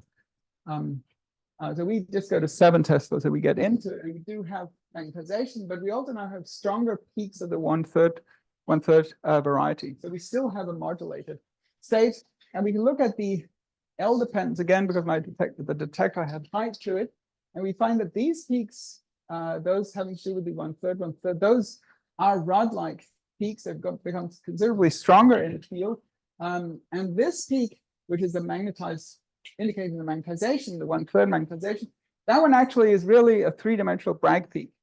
That's actually as you should expect as well, because it is, after all, a 3-dimensional crystal that's becoming magnetized. And so since I'm carrying magnetization on the periodic structure, then I need actually this to be a full 3-dimensional Bragg peak. So it does not become a rod in that case. Okay, so that kind of phase with these diffraction characteristics is consistent with this state. And so it consists of a minority set of spins which are pointing against the field, and then majority set of spins indicated in red which are parallel to the field. So we have a sublattice symmetry breaking that's taking place compared to the paramagnetic state. The order moment is now quite a bit larger and is almost at the full saturation of it. Okay, so that's what we can say about the ordered state. You'll notice that I said these states are consistent with the diffraction data, and it's actually quite difficult to really prove that you have these structures based on the diffraction data. I would say we're not quite there yet. We're doing some more work with polarized neutrons to resolve to resolve that. But I want to show you some of the inelastic data that we've acquired on this single layer system. And so starting off, I'm just showing you the inelastic scattering that we obtained in zero magnetic field. So that's in this phase, which at the Ising level would be in a entropic state. So many different spin configurations that satisfy essentially the Ising antiferromagnetic interactions. And what we see is kind of a line spectrum. A lot of intensity down at zero field, at zero, close to zero energy, some intensity at an energy that we call JZ, and then again, intensity at an energy that we call 2JZ. We thought about this for a while. The way to think about that is to go all the way to the Ising limit. So forget about the transverse contributions to the exchange interaction. What I'm doing is I'm just flipping a spin in its exchange field, in its Ising exchange field from the nearest neighbors. And when a spin happens to be surrounded by as many up as down spins, then flipping it will not cost any Ising energy. And so that kind of spin will give me intensity near the elastic line. It actually is not quite at the elastic line, and that is as a result of the transverse components to this J perpendicular part of the exchange is going to give me some broadening of that. And that's exactly the broadening that we're interested in terms of resolving the entropic state of the Ising triangular antiferromagnet. Yes? Have there been thermodynamic measurements of this? For example, entropy, because you should get, a third log 2 or whatever per spin. I don't have that. We do have measurements. That's an excellent point. I'm not sure I have that right now, actually. Okay, because I mean, the specific heat, if one integrates it out, should have it, and that would be consistent with what there's. Okay, thank you. That's a very good point. So then, I go from this, and then if I flip one spin here, now I've got a majority of the red spins, and that will actually now cause it to cost some energy when I flip this spin, and that becomes these kinds of excitations. And then finally, when I have 5 of these 6 spins actually parallel to each other, that would cost me an energy of 2 JZ, and I in fact do see a little bit of intensity up there. So that's quite interesting that in this zero field excitation spectrum, we in some sense do see the presence of different kind of environments as I flip a spin. That's as we should expect in a quantum fluctuating state. But of course, what we're that's the wave vector dependence. But I wanted to focus now. Shouldn't you expect sort of some basic considerations that what the intensity range should be? Yeah. 0 to 1 to 2. Yes. And is what you measure consistent with that? That's a good point. So the relative intensity of these things is measuring the prevalence of these different kind of environments. And that should be a basic calculation. No? That should be possible.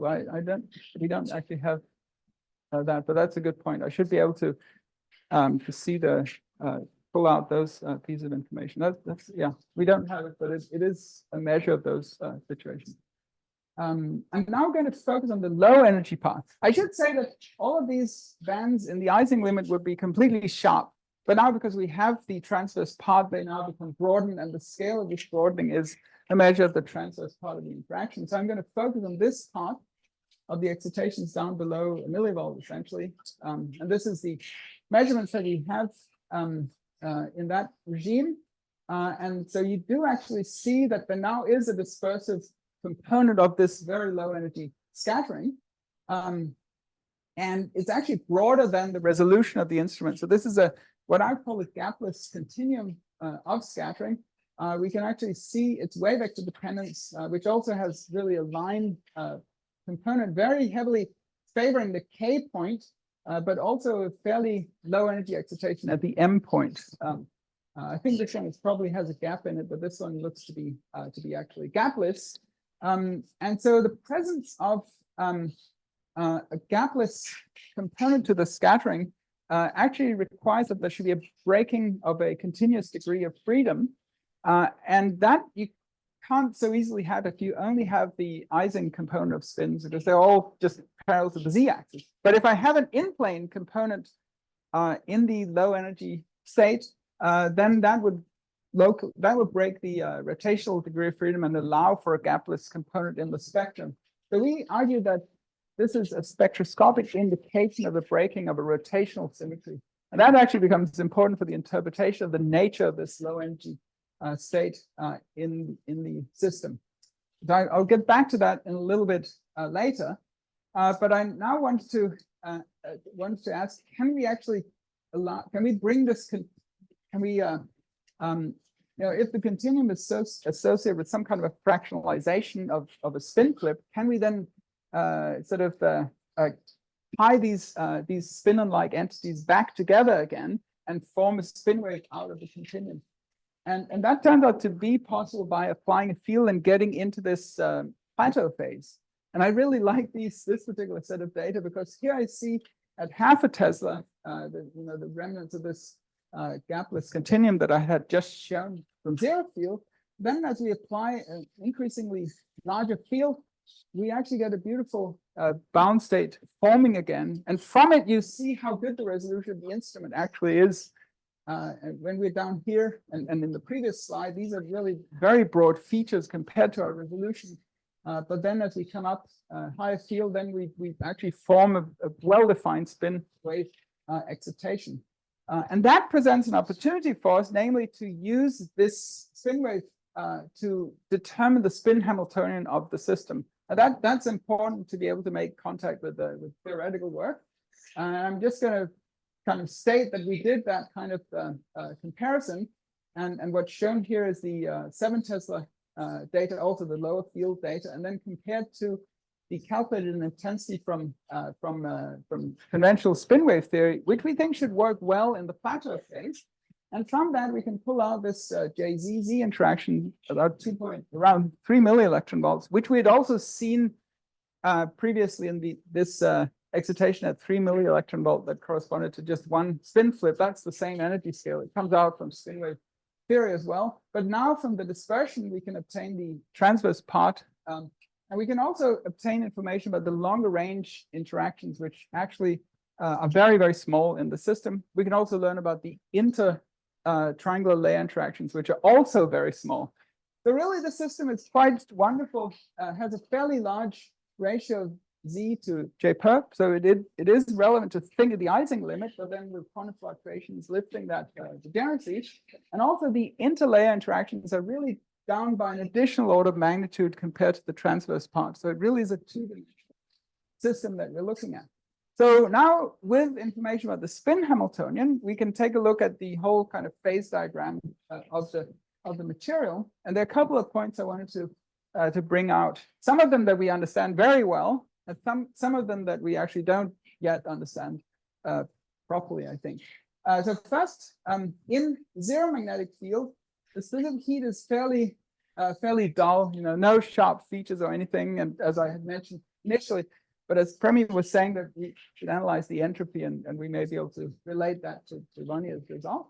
But then as we apply a field, we have the appearance of this beautiful, very, very sharp peak in the specific heat, which would correspond to breaking the sublattice permutation symmetry, because I'm selecting one spin to be minority and 2 to be actually majority. And that is a Z3 symmetry breaking. So it should be a Potts model. The Potts model in 2D should have a critical exponent of 1/3, which is actually what we get from analyzing these peaks here. And so there's, as a function of field, the exponent that we get from the temperature dependence of the specific heat. It works really very, very well. Then to map out the full phase diagram, we've looked at magnetization versus temperature at various fields. And I really like this plot because you can see how the system really likes to have this 1/3 magnetization. If you come in with too low field, it sort of pulls itself up by the bootstraps or something. And on the other hand, it gets drawn down to this 1/3 magnetization if I'm at higher fields. And then eventually, of course, I get up to the fully saturated magnetization state. But up here, there's some additional stuff going on, which can be brought out by looking at dMdt now as a function of temperature. So this is the temperature derivative of magnetization at fixed field as a function of temperature and field. And then you can see that there are actually two lines up here. And in here, there's a little sliver of an additional phase. Right here, there's nothing to be seen in dmdt because I'm running along this direction. But then down here, I still have indication of the phase boundary. And this is what we associate each of these features with: the paramagnet, the plateau phase. And this is, according to theoretical work on this model, we don't have more experimental information, is to be a super solid phase. This is also supposed to be a super solid phase, and I'll say a few more words about that in the next slide. But I first want to say something about the very low field, low temperature part of the phase diagram. So if you think about the specific heat as a function of applied field at various temperatures, which I'm going to show next, then this is what you see at fairly high temperatures. You'll cut through two phase transitions. You'll cut through two phase transitions, and so then you see these two peaks. Then when you come to lower temperature here, now we can't really see the next peak, but we can still see the lower peak as we go into this plateau phase. But then as you come to lower and lower temperatures, you just gradually kind of lose the sharp peak, which was the Potts model transition. It just kind of vanishes. And so that was quite surprising to us. And we think that what I'm showing it here in the phase diagram field temperature. And what's shown here is actually the specific heat in like a color map. But then in the black points is shown the location of the sharp Potts model transition. So that Potts model transition kind of peters out at this point in field and temperature. That also happens to be the field temperature point where, by looking at the diffraction data, the correlation length for the up-up-down state really explodes and becomes very, very long. But I think what's happening is that there's very little entropy associated with the transition into this permutation, sublattice permutation broken phase, because the correlation length has already become very long in the absence of a field. So it's possible that I'm just losing strength of this peak, or possibly there is an actual end to the phase boundary. At zero field, you have an extra C2, so it's C2 cross C3. Yes. That will give you P equals 6 clock model, so it's 2 big AT transitions, so it's perfectly consistent with your experiment. So you will not see a peak in this specific peak, you will see broad. Okay. At zero field, because you have like reversal as an extra. Infinitesimal small field removes it generously. Sorry. Even infinitesimal small magnetic field removes it generously. Yeah, but it will happen continuously. Yeah, I agree. Yeah. So that's the same wish, perfectly consistent. So it should be two like costless Taoist transitions. Yeah, two costless transitions for P equals 6 clock model. All right. I'd like to talk a bit more about that. Ising spins, or weren't those Ising spins? Those are Ising spins, but they really are spin half degree of freedom with an anisotropic G tensor. So it truly is a spin half degree of freedom. The exchange interactions is what makes it Ising-like. So it's mostly Z.Z, but there is also a small JXY interaction or JXX interaction. And BKT wouldn't be expected, right? sure, yeah, it's because of the presence of the small transverse term. All right. Okay, so let's see. So let me just remind about a very useful mapping of the XXZ model and the triangular lattice onto a model of hardcore bosons with repulsive interactions. And there's basically the transverse terms becomes the hopping term, and the ZZ term becomes the repulsive term. And a spin up is the presence of a boson, a spin down is the absence of a boson. In the non-magnetized state, I'm at half filling of bosons. And when I develop a transverse expectation value to the spin operator, so an in-plane component, then I have an off-diagonal component to the order of the corresponding system of bosons. And so really having both the up-up-down component and the transverse component corresponds to having both a density wave and a off-diagonal component of long-range order, and the combination is then called the supersolid state. It sounds very, very fancy, but in terms of the spin model, it's in some ways fairly conventional. So then in the last, I don't know if I have a. Wait, just over 5 minutes, including questions. Okay, so I think I'll just, I just want to briefly mention that we have another version of this compound, which I think in combination is really very fruitful for us to work on and really quite interesting. It's very natural that there should be this compound. And so this is a situation in which instead of cobalt 06 as the kind of spin-like degrees of freedom, now we have cobalt 209, which corresponds to a little dimer of these spin half degrees of freedom. And so the lattice that we're now talking about is actually a triangle lattice, but with dimers on it. So I have now, as I ramp up the interaction between these spins, I could expect to actually form a singlet state, just kind of actually a very simple kind of system where I just have singlets on the triangular lattice. But as I ramp down the strength of this dimer interaction, then I could expect to have a really interesting collective state that will have enhanced quantum fluctuations because of the presence of this dimer. This compound has very interesting properties. I don't think we fully understand it yet. I just want to show you a couple of aspects of it. I think the ordered phase seems to be one in which we have a kind of a backbone of antiferromagnetic ordering on a spontaneously formed honeycomb lattice, but then with a dimer in the middle, which actually is in a zero spin state, so a fully quantum fluctuating state. So a system which has both a nil type component to its order, but also a quantum fluctuating spin pair. It also is possible then to apply field and get into a plateau phase where you actually polarize this spin to get into this kind of state. And this system has a lot of interesting aspects to it, which I won't be able to. I think I'll just be able to whet your appetite. Hopefully, it has many plateau phases. In fact, all plateau phases except the 1,6 phase, all others do exist. And when you look at the excitation spectrum, it has a very interesting character to it, in which it just has this line spectrum, which we think can actually be analyzed very much in terms of what I did for the single layer system, simply flipping a spin in its local environment of slowly fluctuating exchange fields, then I can generate this kind of spectrum. So to summarize, I was let me see. Oh, sorry. I'll go here, and I'll say that that really to do this kind of physics, I think the material requirement is to have a well-ordered crystal structure that minimizes disorder. Weak interlayer coupling retain really two-dimensional character and a large ratio of Jz to Jperp to connect, if you will, to the Ising limit. And it turns out that this compound, linked by the selenide, is really a wonderful example of this kind of system.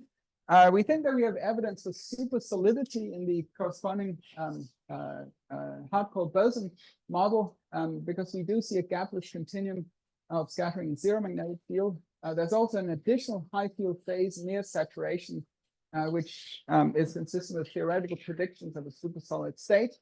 In the dimer compound, where we have actually cobalt 209 dimers linked by the same selenide, we have full set of magnetization plateau phases and this line spectrum. I think we both have, it seems, gapless and gapful phases, and so there's possibilities of super solid phases also existing in this bilayer model. And you can read about the single layer system here, and the bilayer will soon be hopefully coming out. Thank you very much for your attention.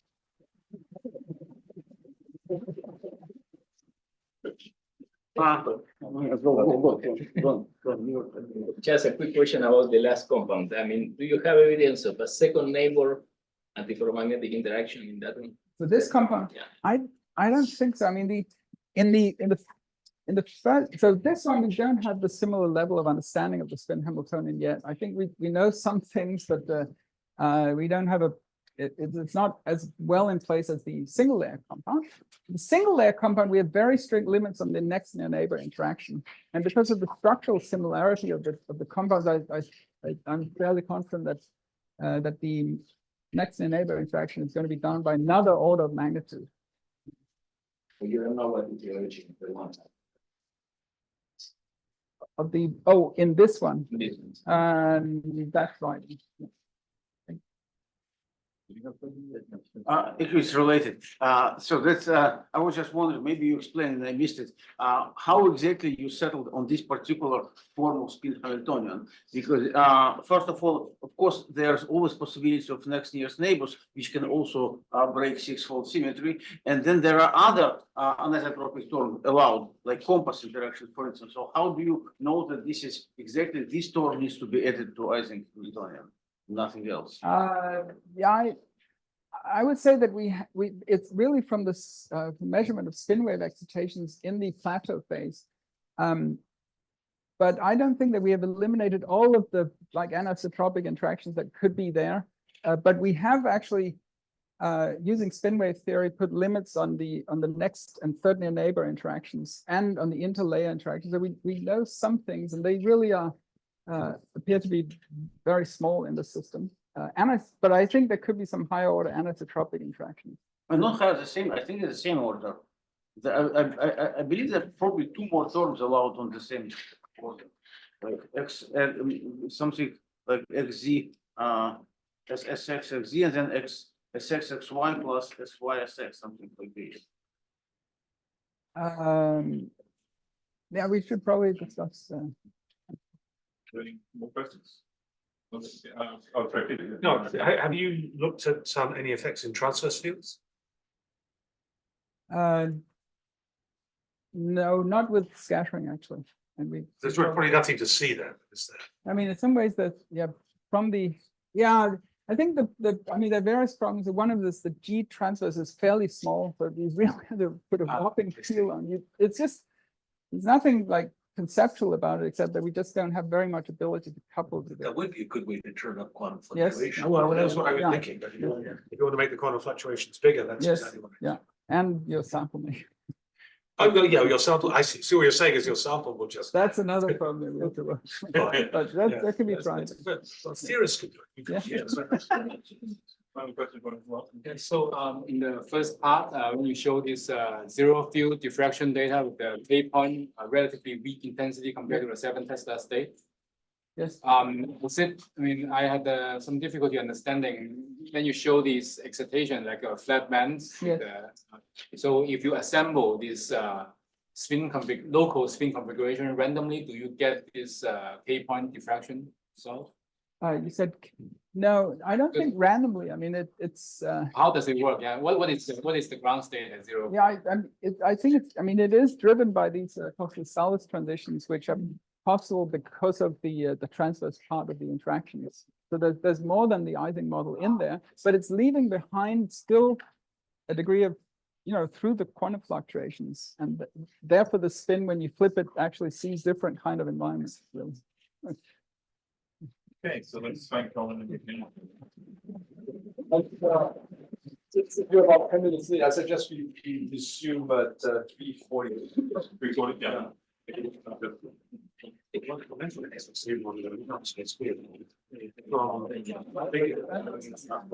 Also, why?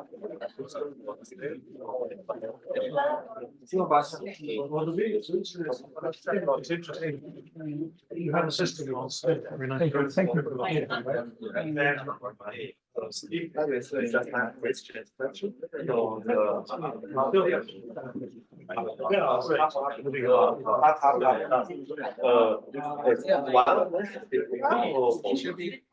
No, is that not preference? So you use that all or not? That is a magnitude state. Very nice.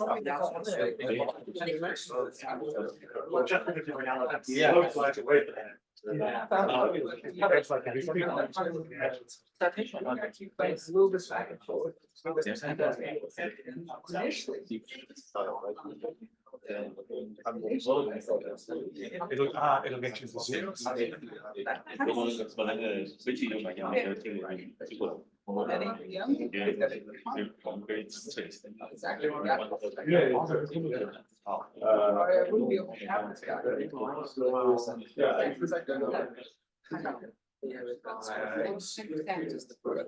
So it's really just a spectrum. Most people will stay. You can. Sorry, yeah, but I haven't understood. I have an Ising model. Yeah. And so. Yeah. And then like. Right. Actually, They have like. Right. So. But then the week of it. Yes. Especially. Maybe very clear. Maybe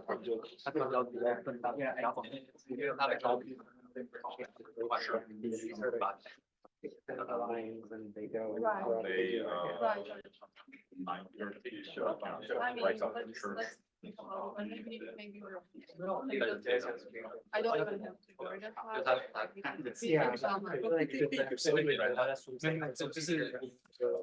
Sorry. I'm actually running. My question is how to proceed, like what to get the data. But like, right, we just know this and like don't cannot be done here. Just not. We already see it.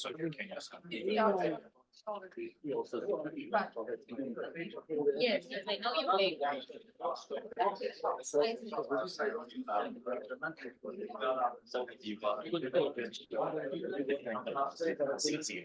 Okay, welcome back everyone to the final session of this. We have two talks. The first thing is by muRS in Shanghai, Jiaotong University on neutron and muon scattering and muons. Neutron and muon studies instead of two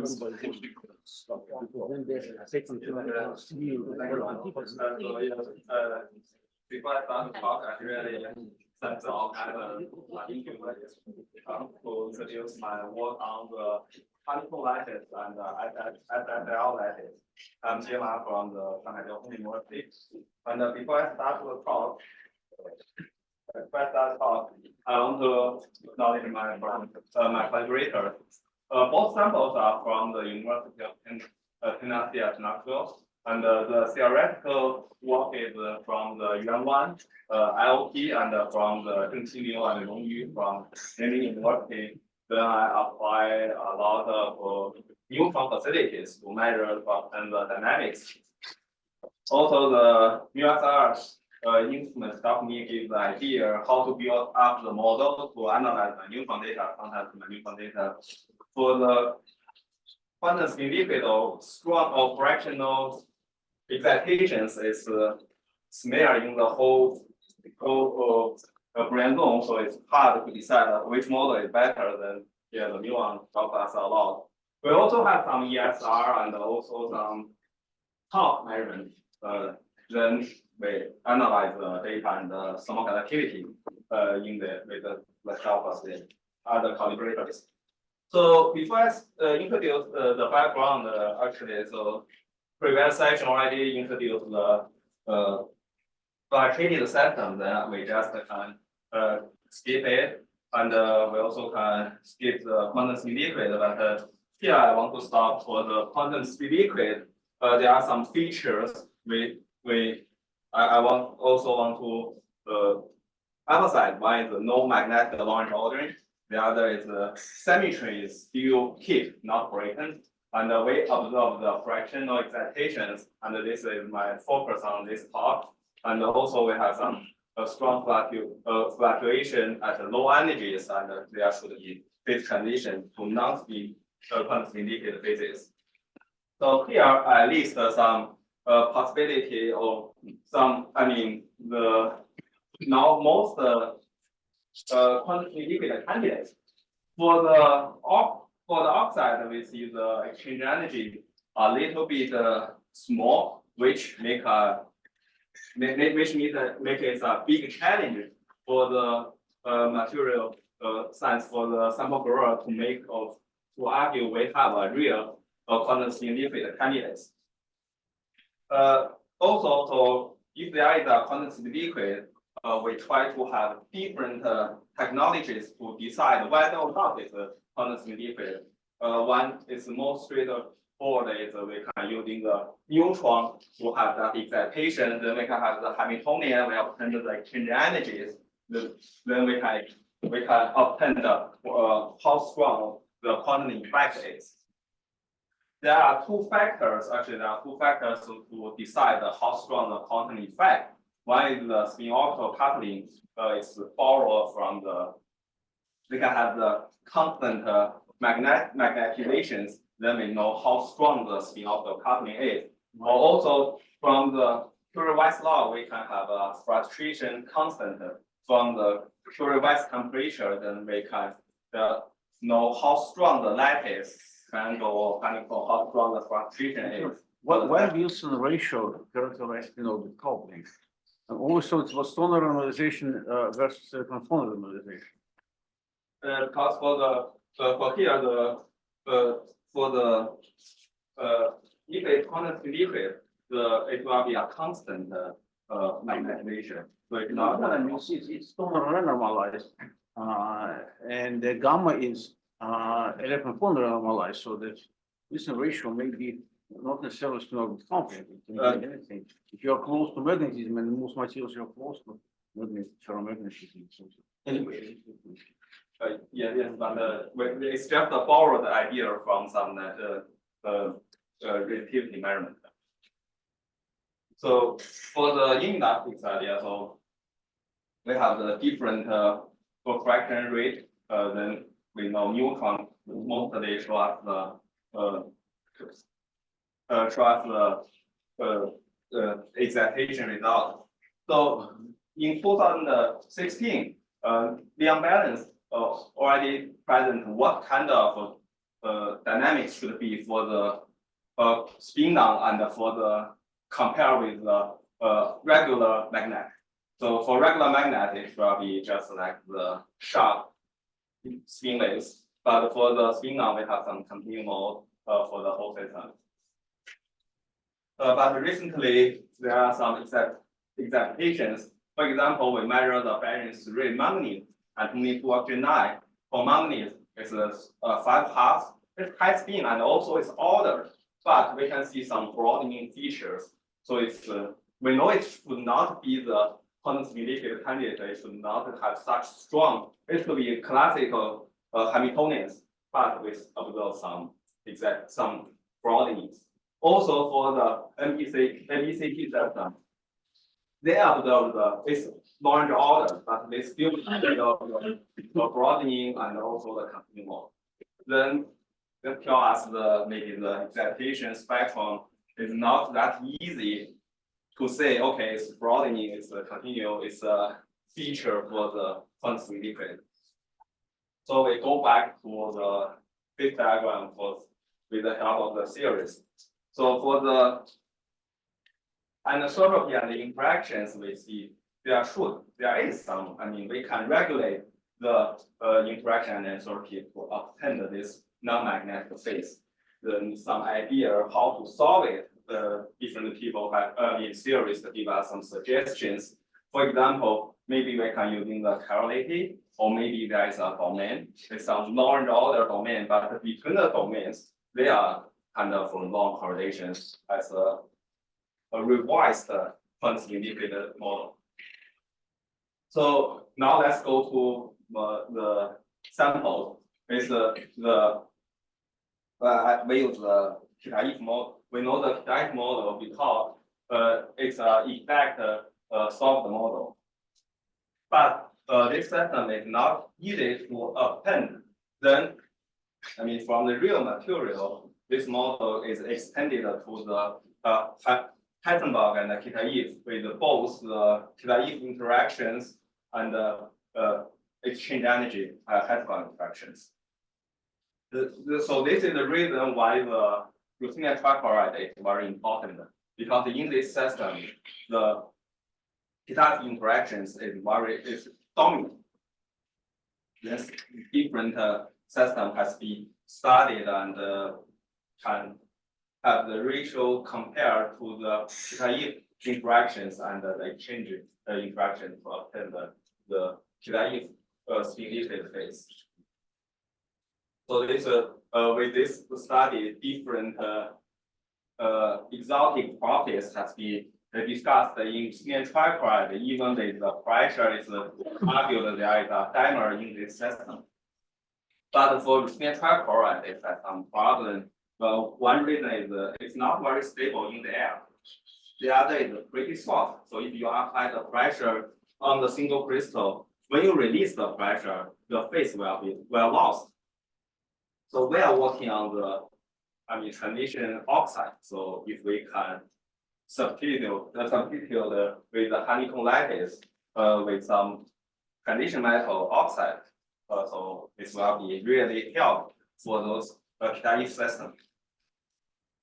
So this is the reason, yeah, we go to the cobalt one, because for cobalt they have a dimer system. So we can have the high spin and low spin. We can have the new effect half for the system. And Professor Broholm synthesized the honeycomb lattice with the sodium cobalt tellurium and antimony system. For those two systems, they have a little bit difference. One for the antimony, the bond angle distortion are small, but the bond length is different. But for the tellurium, the bond angle is a little bit different, but the bond length is constant. But we know for this system, actually, the similar like the ruthenium trichloride. Recently, we found in this system actually the bond angle is borders the interactions a lot. So this is the reason, yeah. So we focus on the tellurium system, and yeah, this is the crystal we make, and yeah. So just from the outside compared to the ruthenium trichloride, yeah. So it's oxide, yes. So it will be really hard, strong. Then we can do the following pressure measurement of the other stuff. So this is the magnetization measurements. And here we see several transitions at the low field. And when we apply the field, we can clearly see the one small transition, one TF will be easily to compress, and the other transitions will disappear at the 6 or maybe 6.5 Tesla. And this is one we see this. We got that K0, then we can get some Wilson ratio for the whole system. Another thing is we measure the heat capacity, and with the heat capacity, we can see with the field, the transition also, yeah, at 0 Tesla, we can see several transitions compared to magnetization, but with the field increase, both transitions disappear, and yeah, just the high energies. So then lithography, yeah, can observe actually both in the A and the AB plane and the A axis. Another thing is we also for this insulator, we go to the ESR measurement. For the ESR, we obtained new excitations around the 6 Tesla, where the K0 around. So this excitation also the ESR also gave us information about the T factor, and from the whole system we can see it's really isotropic, anisotropic for the AB plane and the C axis. Compared to the ruthenium trichloride, when the ruthenium trichloride go to the theta in liquid phase, they also have a new excitations. So this is the reason we can clearly see the similar result between the ruthenium trichloride and the sodium cobalt tellurium oxide. Another thing is we want to see the symmetry in the system, so we using the top memory to check the system with different degrees. And from the top, from the different angles, we can see several transitions which agree with the magnetization and the heat capacity data very well. After that, so yeah, we check the field with temperature dependence and also the temperature dependence with different fields. So we can clearly see when we go to the ground state, we can see those C6 symmetry.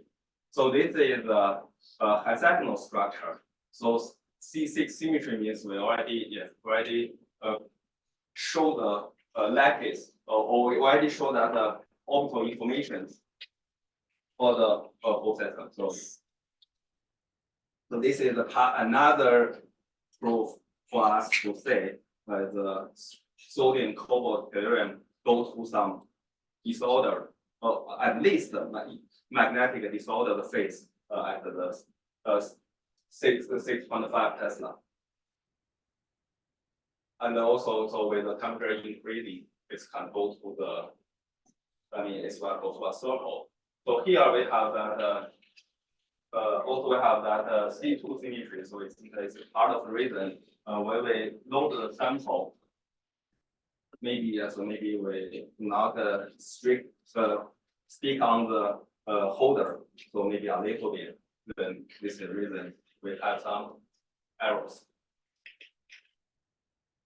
Yeah, so from the powder data, we can have the phase diagram. So it's at the 0 Tesla, we go to three transitions actually. But with the single compared to the triplet, they are pretty similar. And if we go to the single crystal, it's compared to the triplet, they are pretty close. So just like at the ground state, we go to the X phase first, then we go to the fractional excitations where the C6 exists, and then we go to fully polarized state. Before we do the single crystal beatings, we measure the powder force, and with the excitations, we apply the analog and the Hitesh model to analyze the data, and we realize for the powder samples actually it's not that easy, because for the Heisenberg exchange energies, if the Heisenberg exchange energy is dominant, they also can generate the similar density of state. So if we want to make sure whether or not this is a Hitesh for quantum liquid candidates, we must have the single crystal measurement. Before we do that, we check the diffraction force, just like so Yuan mentioned. So first we should we need to check the Bragg peak, whether Bragg peak is disappeared or which field is disappeared. So here then it has some questions that Professor Yuan mentioned this in previous session. So whether or not there is a triple Q structure for us, we think it's kind of open questions. For me, I more prefer it's a kind of multi-domain structure. The reason because when I apply the magnetic field, break the symmetry, we can obtain the different field dependence for the different order parameters. But so if we go to, and also another thing is if we go to the excitations with the field, we can see the quantum effect is there. Then so this is my thinking about this multi-domain, but just like I discussed with Yuan before, maybe it's better to increase the field and go down field to check the order parameter again, but yeah, we still do not have enough in time to check all the data. Now, before I fitting the single crystal inelastic, we check the muSR at top for the system, and we apply the Orbitals with some actual exponent data to obtain the exchange at 0 and with the field, small field to see what is it. And we can clearly see the very fast depolarization and superimposed oscillation within the 50 nanoseconds below the transition temperature. It's Tn is around the here, the 37 K. And then which suggesting there is a strong or quasi-static internal field, and also our lambda reflects the width of the static magnetic field distributions. Here, we need for this correlation length, we compare with there are two comparisons. One is for the YMGO. This is not ordered system. It's increasing with has the plateau with increasing for the system. Another one is for the iron cerium oxide bronze. This is a decreasing system, and this system has both order and quantum state. Then we think, yeah, so for our sample, for the sodium cobalt cerium, it's more like this case. So this reason give us idea maybe for the system, when we're seeking the inelastic data, we need considering both ordered state and also the quantum state. Then we go to the SOIA to measure the neutron data, and for the elastic map, we can see at the 8 Tesla, the magnetic bracket disappeared. And also at 8 Tesla, most of the signals going from the endpoint to the gamma. And this is our dynamic data for the 0 Tesla and 8 Tesla, which is in the inelastic phase. And we measure using different field. For this one, we measure the background field to enforce the symmetry breaking with this ordered, ordered signals, and we using the QSL Hamiltonian to beating this QSL signals. Then we combine them together to obtain the final result with the big bag on the 0 Tesla and the important limited expectations for the 8 Tesla data. So from this result, yeah, we can make the conclusion on the sodium cobalt cerium oxide. So it's the ground state should be the multi-domain state, and we can have both magnetic order and quantum fluctuations coexistent in the non-large ordered state. How many minutes?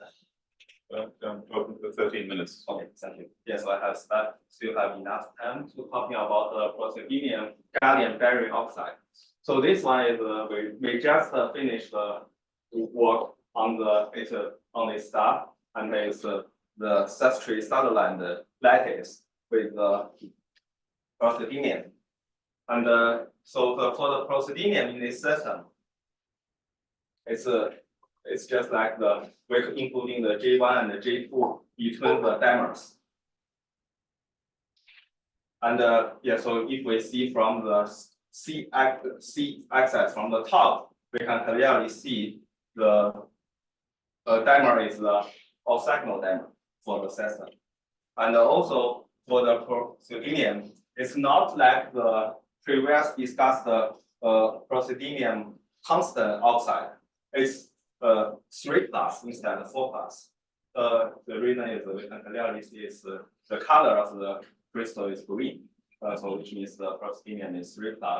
Then it gives us the spin should be spin 1, and it should be 4f2 in the system, and it is a non-Kramer system for this one. And yeah, the reason I think the reason because of the crystal fields between the lower two, it suggests the gap is 0.215, for which could easily to occupied for those spins. So then we can have the 2 spin up, we have the spin 1 system. And the most exciting result is about the thermal conductivities. We can have the non-zero value for the thermal conductivity at 0 Tesla, compared to the other oxide for the kappa 0 over T. Yeah, so yeah, for the oxide, usually it's start from the value after 0.2 digits. And we have the value a little bit larger, it's 0.001 compared to the other 0.00 something. And also we did the experiment on the heat capacity and the magnetizations. For the magnet heat capacity, we using the Curie-Weiss law to measure the high energy, high temperature and low temperatures. Then we obtain the mu effect. It's close to the proximium 3+. For the capacity, we can obtain the temperature T² dependence for the 0.2 to 3 case, and there is no magnetic ordering down to the 50 million Kelvin. So then we go to the muSR. For the muSR data, yeah, we can clearly obtain there is no magnetic order of spin freezing down to the 30 million Kelvin, and also the lambda tail is close to 0, or which give us this simple exponent fraction from that surrounding nucleus. And the lambda 2 is the correlations is almost 2 orders larger than the tail. It's so this vacuum, this correlation vacuum also is another proof for the fractional excitations. 10 minutes. Oh, 7 minutes, including questions. Yeah, so the excitation from neutron scattering is maybe the experiment from the JRR3 at a Hodota instrument. So it's called triple access instruments, and it's similar like the flags and the multi-flags. When they have the multiple detectors, and but it's kind of linear setup, so it's easier for them to align the instrument to switch the cold triple access and to the multi detectors for system. So the detector chamber is not very large. Yeah, compared to it's not as spiky as Tamiya and Max. Yeah, but the data can show us some signals. First, let's see the electric map. So for the measurement, it's a real electric map. It's not just like we did the inelastic and cut integrate from some energies. It's electric map. So we can see some, bright peaks for the lattice.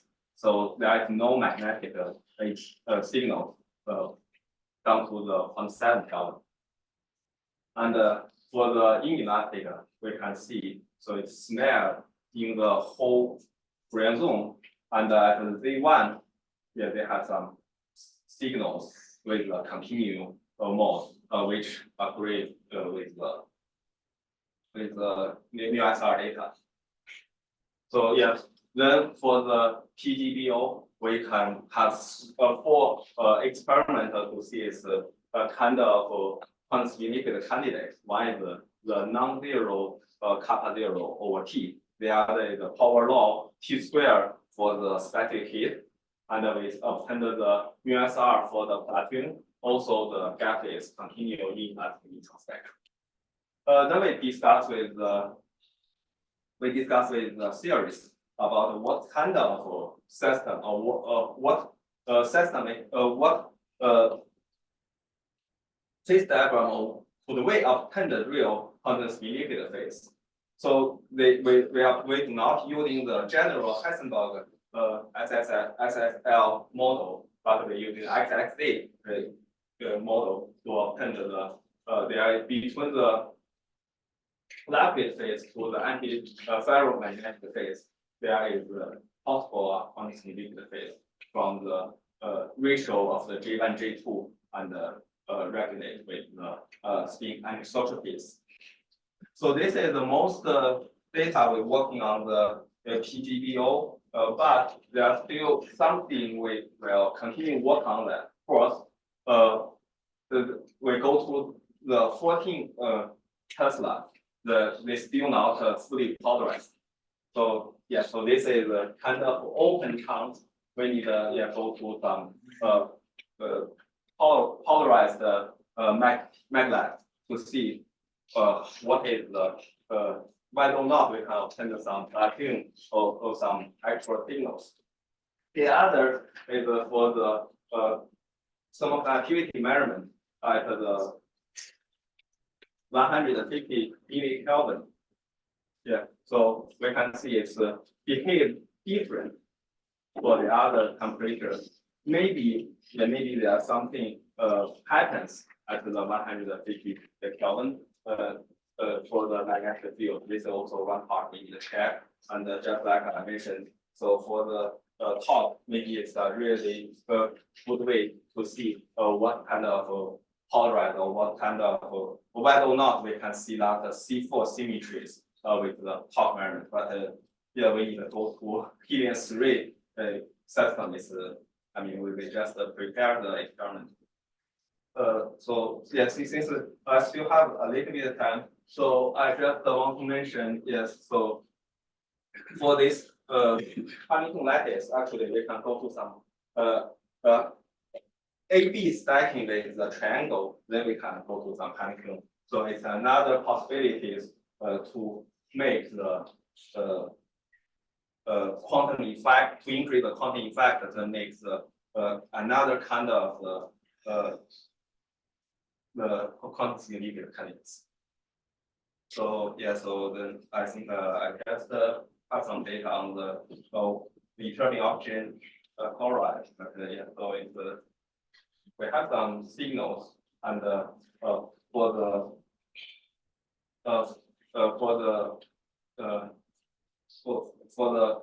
returning oxygen chloride. Yeah, but this work is still continuing, so we need next time I give much more details at that sense.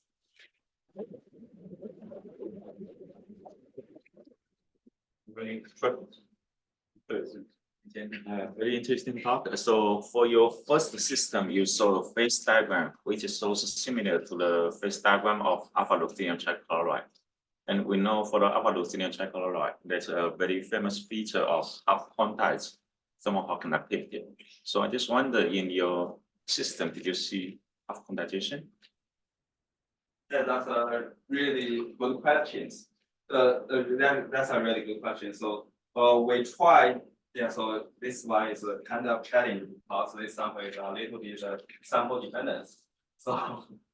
So yeah, for the, I mean, we collaborated with our Korean collaborators, and we didn't see very clear signals for some samples, but for the other bench of the samples, we see some mixing. I mean, the statement that the plateau is seen in ruthenium trichloride is a bit of an overstatement, yes. I think it's also sample dependent. Also about thermal transfer, but about the second compound. So you show some it's kappa 0 over T, we call it at zero field, it extrapolates to some non-zero value. But I noticed that I mean, for this thermal transport measurement, one worrying argument is that phonons are carrying a lot of the heat. So looking at your extrapolating curve, I think from the actual measurement, the thermal conductance is actually lower than the thermal conductance at higher field, which supposedly is coming from phonon transport. Yeah. So how do we reconcile?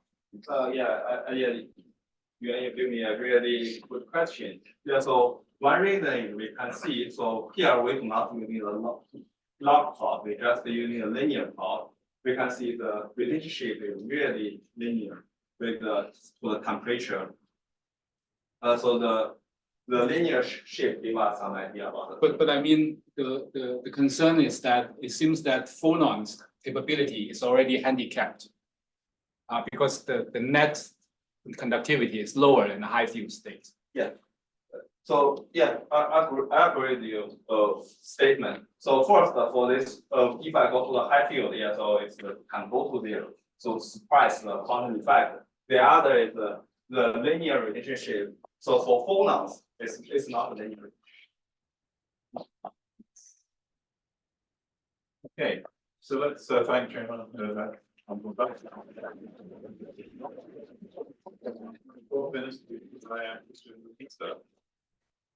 Who I don't think is giving a tribute to what's in that. But anyway, talk is the entitled the theoretical framework of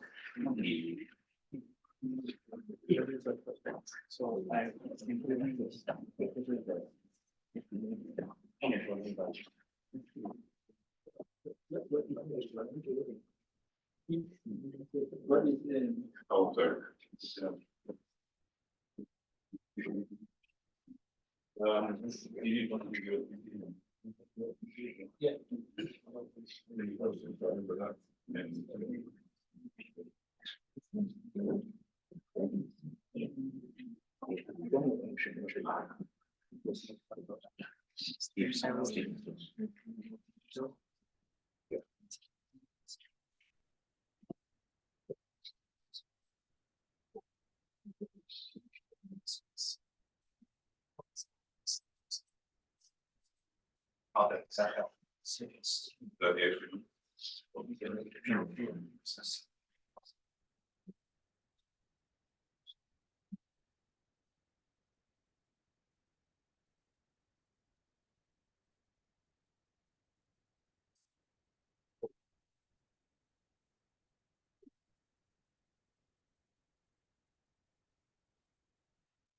Okay, so in the first place, I would like to thank the organizers for inviting me. It's always a pleasure to come to Minneapolis with many friends. And today we'll talk about something, the theoretical framework of SANI. SANI is actually a tool that we have been developing, partly motivated by my proximity to the SNS, to the Exploration Neutron source, have a joint appointment with Oakridge. And actually, this tool is basically being developed mainly by the software part, by Kitson Barros from the Salamos. And, we provide support, let's say, from the theory side, you'll see, we try to explain the kind of methodologies, we have been developing. And then also in collaboration with, the experimental groups of Martin Murigal at Georgia Tech and Xiao Xiangba.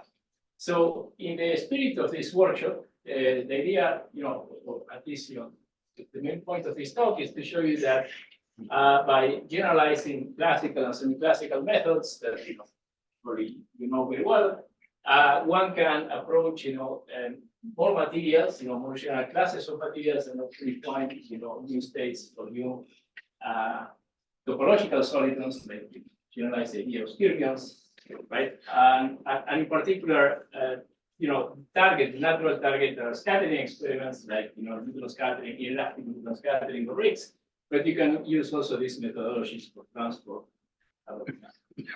So the story starts with basically a spin system. So if we want to take, to describe a spin system, normally we start, with spin operators. The spin operators close an SU2 algebra. The structure constants of this SU2 algebra are basically a Levi-Civita symbol. And the first observation is that if I take these commutation relations, we write them here. So what I have on the left is of order S squared, while what I have on the right-hand side is of order S. So to leading order in S, if I make S large, I can neglect what I have on the right-hand side and my operators commute, meaning that I can replace them with expectation values. And that is by definition a classical limit. When you replace it, but when you can replace, you're allowed to replace operators with expectation values. Formally, the way you do that, with the algebras is you introduce the so-called coherent states. So you choose a state that has maximum spin, let's say projection SZ equals to S, right, along the Z direction. And then you apply an SU2 rotation, an element of the group, and you rotate that state into a state that is pointing in some other direction. And in principle, when you look at this, it looks like a manifold of coherent states will be three-dimensional because I need 3 parameters to parameterize SU2 rotations. But actually, there is a subgroup, we know very well, a U1 subgroup of rotations about the Z-axis that will leave this state invariant calculations. So actually, the manifold of coherent states is SU2 divided by U1, which is nothing else than CP1. CP1 is the space of quantum mechanical states of a two-level system, or in other words, the space of one-dimensional subspaces in a three-dimensional vector space.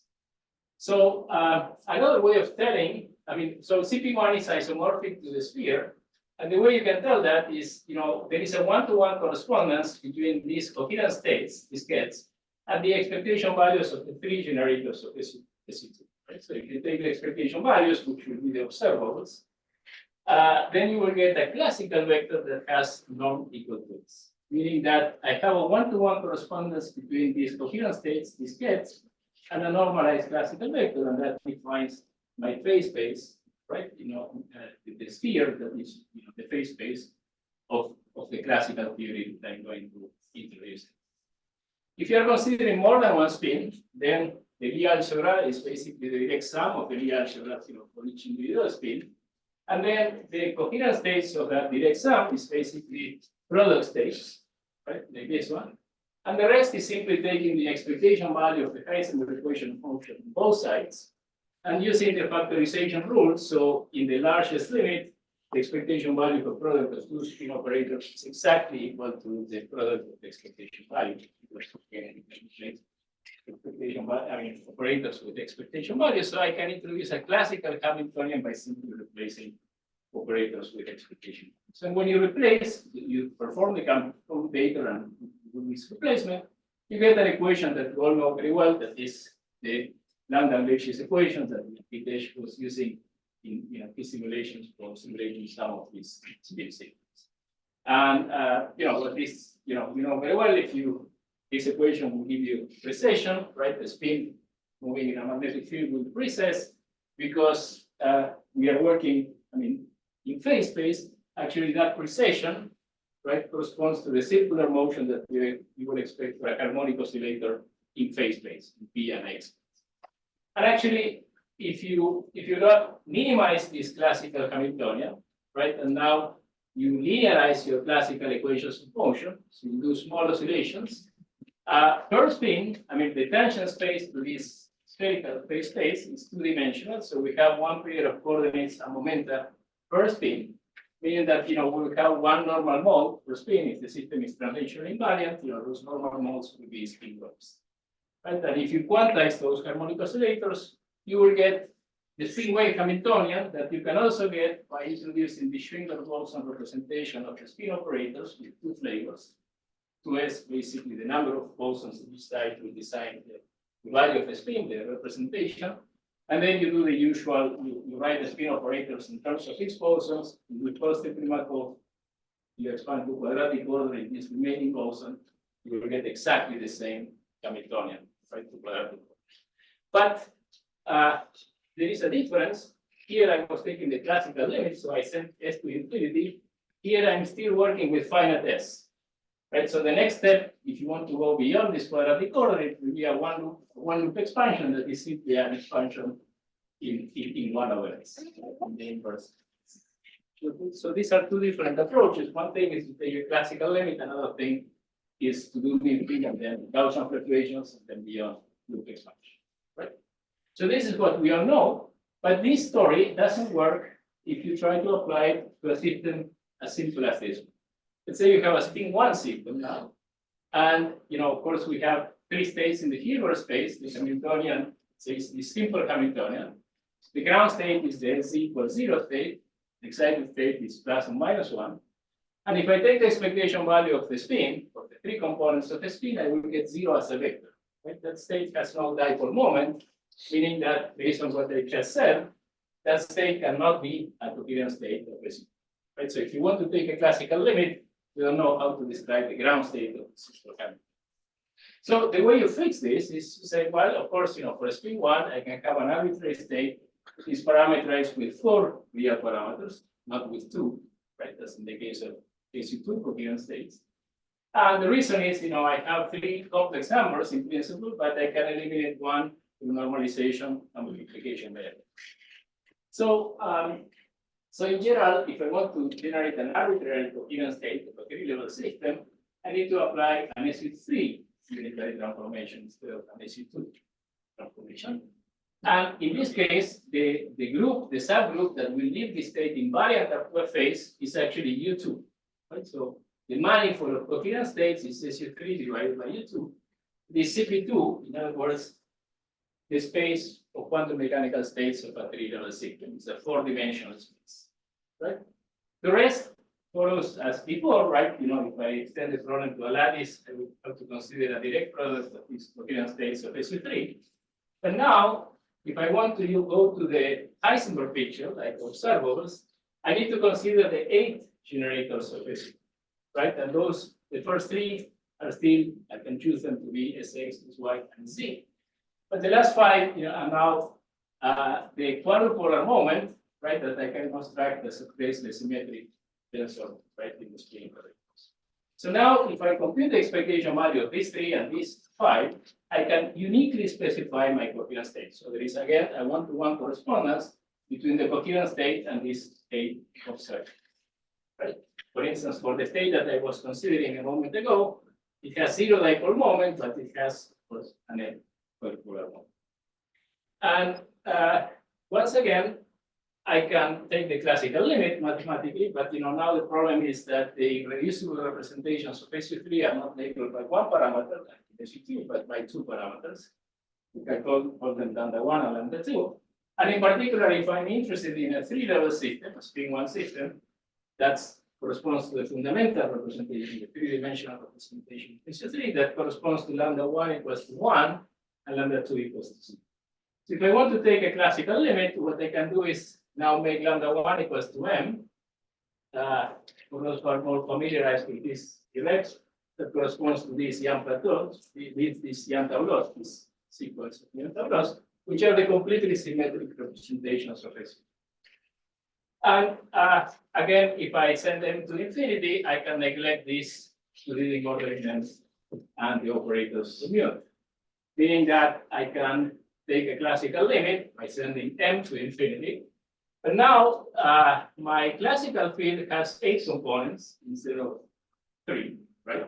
The expectation values of the spin components and the 5 expectation values of these quadrupolar moments. So my polar field or my classical field has 8 components, still lives in a 4-dimensional space because it satisfies 4 constraints. And I can proceed, take the expectation value of the Heisenberg equation of motion. And what I will get is a generalization of the lambda Cauchy's equation of motion where it's generalized in 2 ways. First of all, the polar field, as I said, has in general n squared minus 1 components, if we are talking about SUM. But this cross product is also generalized because instead of being the contraction with the Levi-Civita symbol that is the structure constant of SU2, is the construction with the contraction with the structure constants of SU3. Right? So basically, you are generalizing this equation of motion in that way by generalizing this product. And if you add a Gilbert term, again, generalizing the cross product, and you add noise, you will have a generalization of the Landau-Lewis dynamics to the Langevin dynamics, right, of this kind of. So once again, now you can do small oscillations, find the classical ground state and do small oscillations. But now, because the phase space is four-dimensional, the tangent space is also four-dimensional. So we have two pairs of coordinate and momenta, right? Because the tangent space is four-dimensional, meaning that we have two normal modes per spin. One corresponds to dipolar fluctuations, the other one quadrupolar fluctuations. And once again, you can quantize those harmonic oscillator Hamiltonians and get basically a generalized spin wave Hamiltonian that you can also derive by introducing now Schwinger bosons with three flavors that will give you a faithful representation of generators of SU3, and then again doing positive Markov and forming a 1 over m expansion that is a loop expansion. So you are expanding in the inverse of this label that labels reproducible representations. SU3. So again, these are two different approaches, right? Here we put the classical limit. Here, we still work with finite dimensional representation, it's A3, and we expand in the inverse. So we are still using operators. Okay. Anyway, so as I said, there is a one-to-one correspondence between operators, observables, expectation values, and gets. So I can write, my classical equations of motion in Schrödinger's picture. So instead of writing an equation of motion for the evolution of the observables, I can write an equation of motion for the evolution of the gets, right? And I can formulate, if you want, my Langevin dynamics, if I add noise and dissipation, as a stochastic Schrödinger equation. And that's the way you can put temperature, and actually numerically, it is better to use Schrödinger's picture than Ising's picture for singular reasons. Good. Okay, this we will need to put temperature if you want to compute dynamical correlation functions at finite temperature with your classical theory. You will need to put temperature. You can put it through Monte Carlo or through Langevin dynamics. And then actual applications. So let's consider, for instance, this simple system. It's an Ising-like magnet, spin one magnet. Has, it's a layer system, triangular lattice, with multiple exchange constants. I'm not going to describe the details, but it's an Ising, it's a strongly Ising-like magnet due to this Z-axis and exotropy. And if you go and, the measurement, I think Hitesh showed this picture, or someone showed this picture earlier, right? So this was the result of the experiment. So they saw two modes, but then if you do usual linear spin wave theory, you would expect for an Ising-like system it should work. Actually, you get only one mode, right? But if you do this generalized SU3 linear spin wave theory, actually you reproduce the experiment, because what is going on here is that you have a kind of flat quadrupolar mode that will be here, which is being hybridized with a dispersive dipolar mode. And out of the hybridization, because the total magnetization on the Z-axis is not conserved, you open a gap similar to what happens in heavy fermions, and you explain. Of course, up to this point, people say, well, this SU3 linear spin wave theory is simply RPA in several flavors. This people have been doing this since the 60s, 50s, or whatever, right? So it's simply finding a geometric interpretation for something that is not. But this is the linearized dynamics. So if you put temperature in the system, and you increase the temperature, what was the scale of D? Sorry? What is the scale of D? The scale of D? D. The anisotropy. D, the anisotropy. Yes, it's roughly speaking 6 or 7 times the dominant exchange interaction. And it's actually what is stabilizing this coil. Yeah. So precisely because that D is quite big, is that it's better to use this approach than the usual SU. So it's okay. Anyway, so the thing, sorry. Just one question. With respect to previous slide, can you view the second mode as a bound state of two magnets? Yeah, of course. I mean, if you are using SU2 description, you can get it as a bound state of two magnets, but then you need to do an infinite loop, sum the full ladder. Well, here this might be better. Yeah, sure. Yeah, so it's But of course, yes, so you can get any multipolar mode, you can get it as a bound state of several months. Right? But it will take much more. Yeah. The other interesting thing is that if you increase temperature, then you go into the nonlinear regime, right? So now the oscillations are not small anymore because you are destroying them and decoupling. So one thing that you can do is say, well, let's use this classical dynamics, this SU3 generalized Landau-Lewis dynamics, and compare, right? So I'm not going to describe all the details, but this is what you get with the SU3 dynamics, the Landau-Lewis dynamics. This is at very low temperatures, what I was showing before. This is at high temperatures. This is the experiment, and this is what you get with the SU3 dynamics, versus this is what you get with SU2. So even in the high temperature limit, with SU2, you will get a diffusive peak around 0 frequency, while with this SU3 dynamics, you can capture all this finite frequency structure that has to do actually with the splitting between caused by the D term between the doublet and the same. So, so that is one thing. I mean, one kind of system that you can attack with this dynamics. Another one is this very simple system, the spin 1/2 ladder, right? So we all know what is the spectrum of this problem is always. I mean, we have, let's say, in antiferromagnetic interaction along these strands, and then also along the legs, the spectrum is always gapped.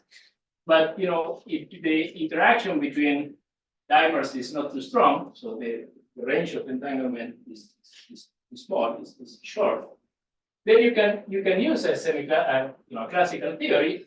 But now what you want to do is take the full dimer as a unit, right? It's a 4-level system, and now you can use SU4 for given states. You will have 15 generators, and write the generalized Landau-Lewis dynamics in SU4. And what you can do now is you can compare the low and the high temperature regimes, right? The dynamics at low and high temperatures, comparing against exact diagonalization. So you can, the ladder is small enough that it's a low-dimensional system.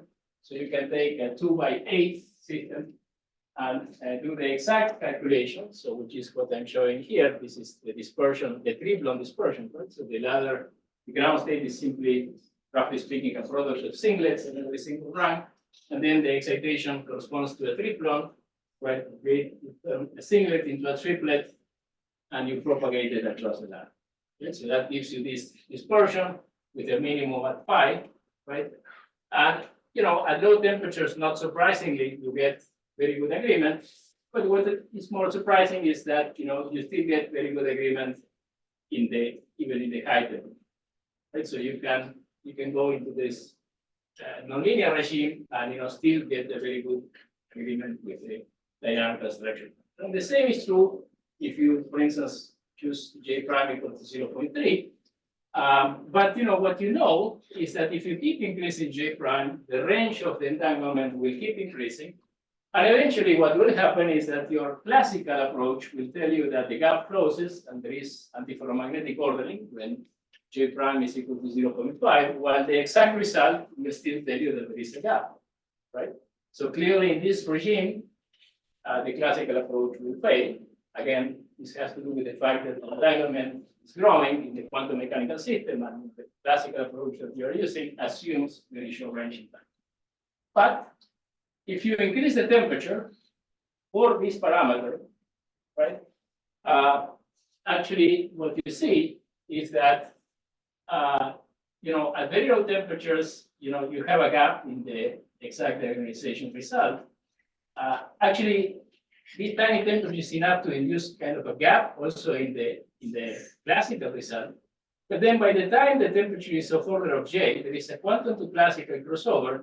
And now the dynamics is pretty well described by this generalized Landau-Lewis. By the way, what I'm showing here is the usual Landau-Lewis for you to see how it fails, right? Both again at low and high temperatures. Okay, so what this means is that there is, as you would expect, there is some sort of quantum to classical crossover at some temperature. And this other classical limit seems to work better than the usual classical limit.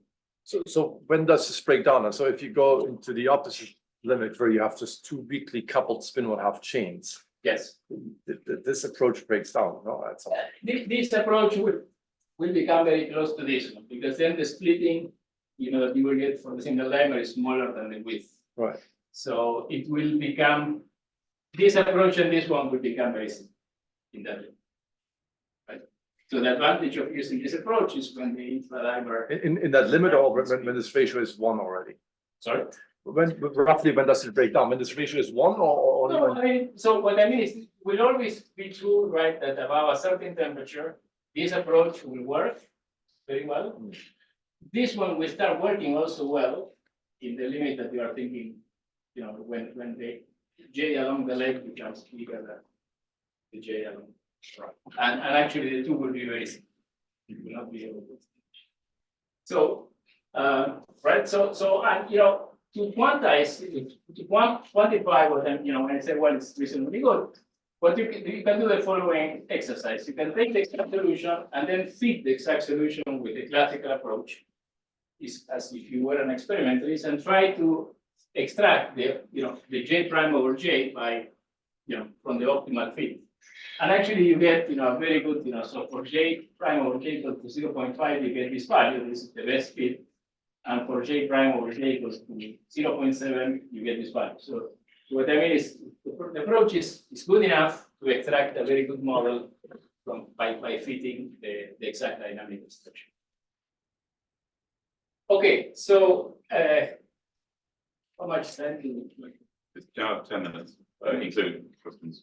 Okay, so I don't know if there is any question up to this point. These were only 2 examples to show you that you can do dynamics at very high temperatures, which is usually a difficult problem, right? At very high temperatures, you can do 1/T expansion for static properties, but computing dynamics is challenging for any existing numerical.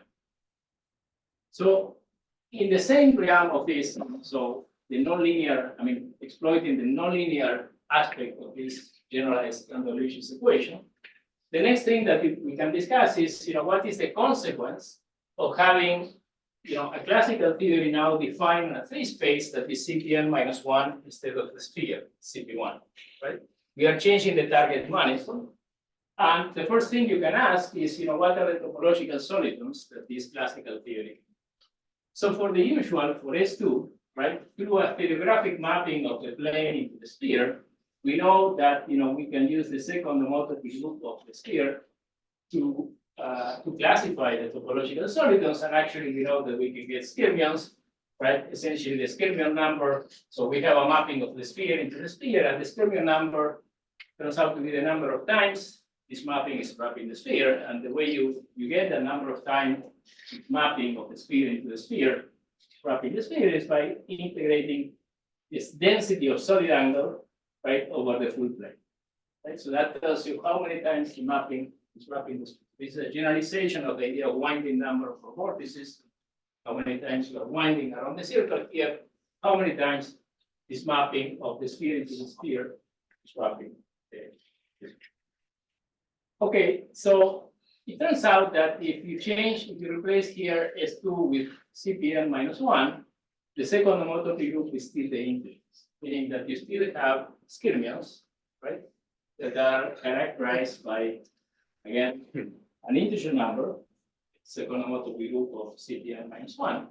And now the difference is that you are embedding a sphere into this manifold, into this CPN minus 1, meaning that before, for instance, a skyrmion was something that the south pole, right, at the origin you have a spin pointing down, very far away you have the spin pointing up, right? So when you project that to the sphere, to the stereographic mapping, north pole is up, south pole is down. So the magnetization is rotating continuously. But now we can have things like this one, where the north pole is magnetic and the south pole is quadrupole. Right? So you can take a quantum paramagnet instead of a magnet and have one of these skyrmions, CP2 skyrmions, as a metastable state. Right? So you can have a vegetable that has skyrmions as metastable states, and they are these more general skyrmions. Moreover, you can write down a very simple Hamiltonian with competing ferromagnetic and anti-ferromagnetic interactions, and some single ion anisotropy D that is easy thing, and also some exchange anisotropy. And with this model, you can get Cerium crystals, CP2 Cerium crystals, like the one that I just described, in equilibrium. So this will be the metastable states, but you can get crystals like this one. So for instance, here, this is a Cerium crystal, which is magnetic at the core, and then quadrupolar far away. Here, the counterpart, where it is quadrupolar at the core, magnetic far away. So you can get, like for the usual Ceriums, you can either get Cerium crystals in equilibrium, or you can get metastable states, single Cerium states as metastable states of a uniform state. The difference is now the uniform state will be a quantum parameter.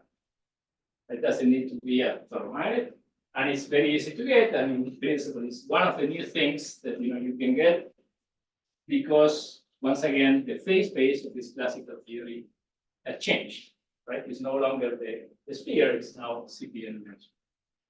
And not only that, if you want to, with the same model where you get Cerium crystal at 0 temperature now, because we can put temperature through noise and dissipation in our equation of motion, we can see how this crystal evaporates, right? And you can increase the temperature and see that, even in the paramagnetic phase, you still have Ceriums and anti-Ceriums that are being created.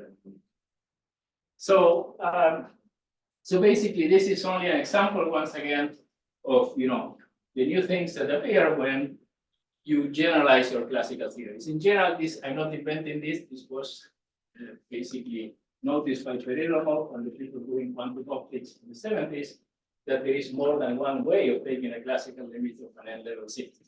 Right? There is not a unique way, and an important thing is to understand that these classical limits, you can think of them as approximations to a quantum mechanical problem. There will be always one classical theory that works better than the rest. So, so this is the first conclusion. Spin systems, like any other n-level system, needs more than one classical theory. Actually, I described two. You can think of many more, right? And we can discuss. The best classical limit is the one that provides the best approximation. Different classical limits give rise to different numbers of collective modes, again, the dimension of the phase space. In elastic Newton scattering, measurements can be used actually to identify which classical limit is better. You can test with classical limits. And new classical limits, as I said, need to use topological sortings, right? For these two examples, also how we can generalize topological sorting. So thank you very much.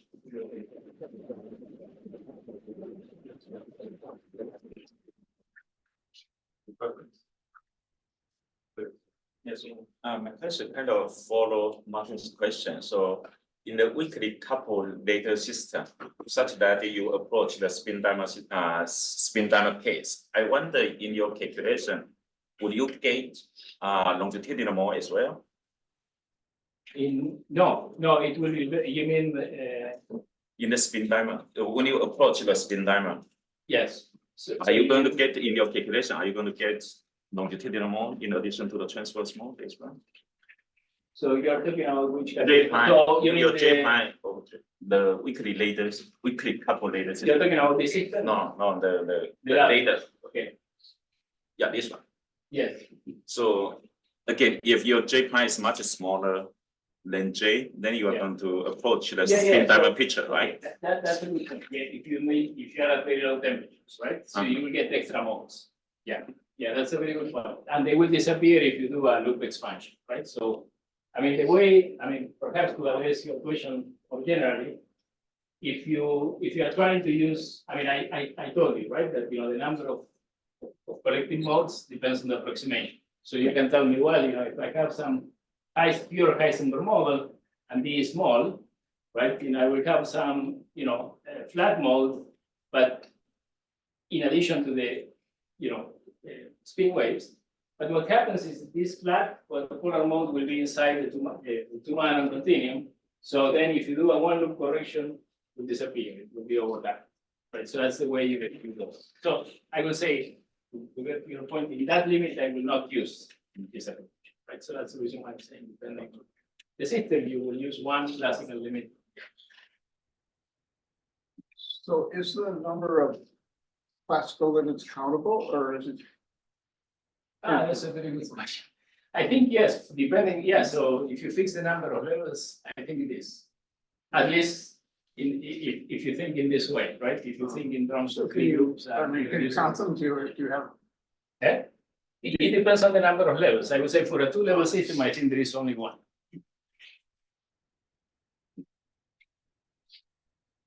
Okay, sorry, Andre. It's okay. Sort of same philosophical question. Yeah. When we do large S, we always have in mind that, yes, you can find a physical system with large S. Yeah. You may not, you may have to apply the approach to spin 1/2 or whatever, but we have in mind that these are physical systems. Yeah. When you do large M expansion, do you have any Okay. idea? Yeah, physics, yeah, I have an idea, but it's a mathematical thing, not physical. I mean, you will not find in nature what I'm going to tell you. The idea is the following. When you do large S, physically you can think that you are replicating your system and coupling all the spins ferromagnetic, right? Okay, let's say that now we replicate the system, but we couple all these replicas with a SU3 Heisenberg model or SUN Heisenberg instead of SU2. So that is the way you make the small object thing, right? But the coupling between the replicas instead of being an SU2 Heisenberg model is SUN. Of course, you will not find that in nature. And we all know that, even for spin and half, these classical approaches, work very well sometimes because you are protected by other aspects like coordination numbers. But yeah, that's a little. But you have magnetic dipole interactions, which are quite long range. What happens then? Yeah, that's not, I would say, the longer the range of the interactions, the weaker the fluctuations, right? The quantum fluctuations. In that sense, I don't think that is a flaw. But do you classify differently if that happens, or? No, I mean, so the question, I mean, I would say if it's a bilinear interaction, so, probably, I mean, you can still, I mean, if you only have that, you can still live with SU2. But if on top of that, you have some single ion anisotropy or terms that are not linear in the spins of a given site, and they are dominant or they are important, then, probably you need to, I mean, systems like with crystal fields, like, if electromagnets, this is the rule, not exception. So if you want to describe more than one multiplet, classically, right, in an F-electron system, you have a big gap compared to the exchange, so you need to do this. So this is quite general. It's not that you need to make a big effort to find materials where it is more convenient to take this classical. One last question. Do you still have costless transition for these different limits? Yeah, absolutely. Yeah. So that's something I didn't mention, but yeah. So the kind of phase transition that you will have depends only on the symmetries of the Hamiltons. But the approach that use this here, SU3, has nothing to do with the symmetries of the Hamiltonian. That's something important to keep in mind. I apply it to a system that is Ising-like and doesn't have even continuous. Right? So these iron ions. Yeah, this is actually the group of time evolution operators. The SUN. Okay, so let's thank Cristian and indeed all the people. So the reception is at 6 o'clock at McNamara, which is sort of a funny looking building as you walk past, long scholars walk past. 6 o'clock reception, dinner at 6:30. What's the name of the place again? McNamara, it's 100 yards.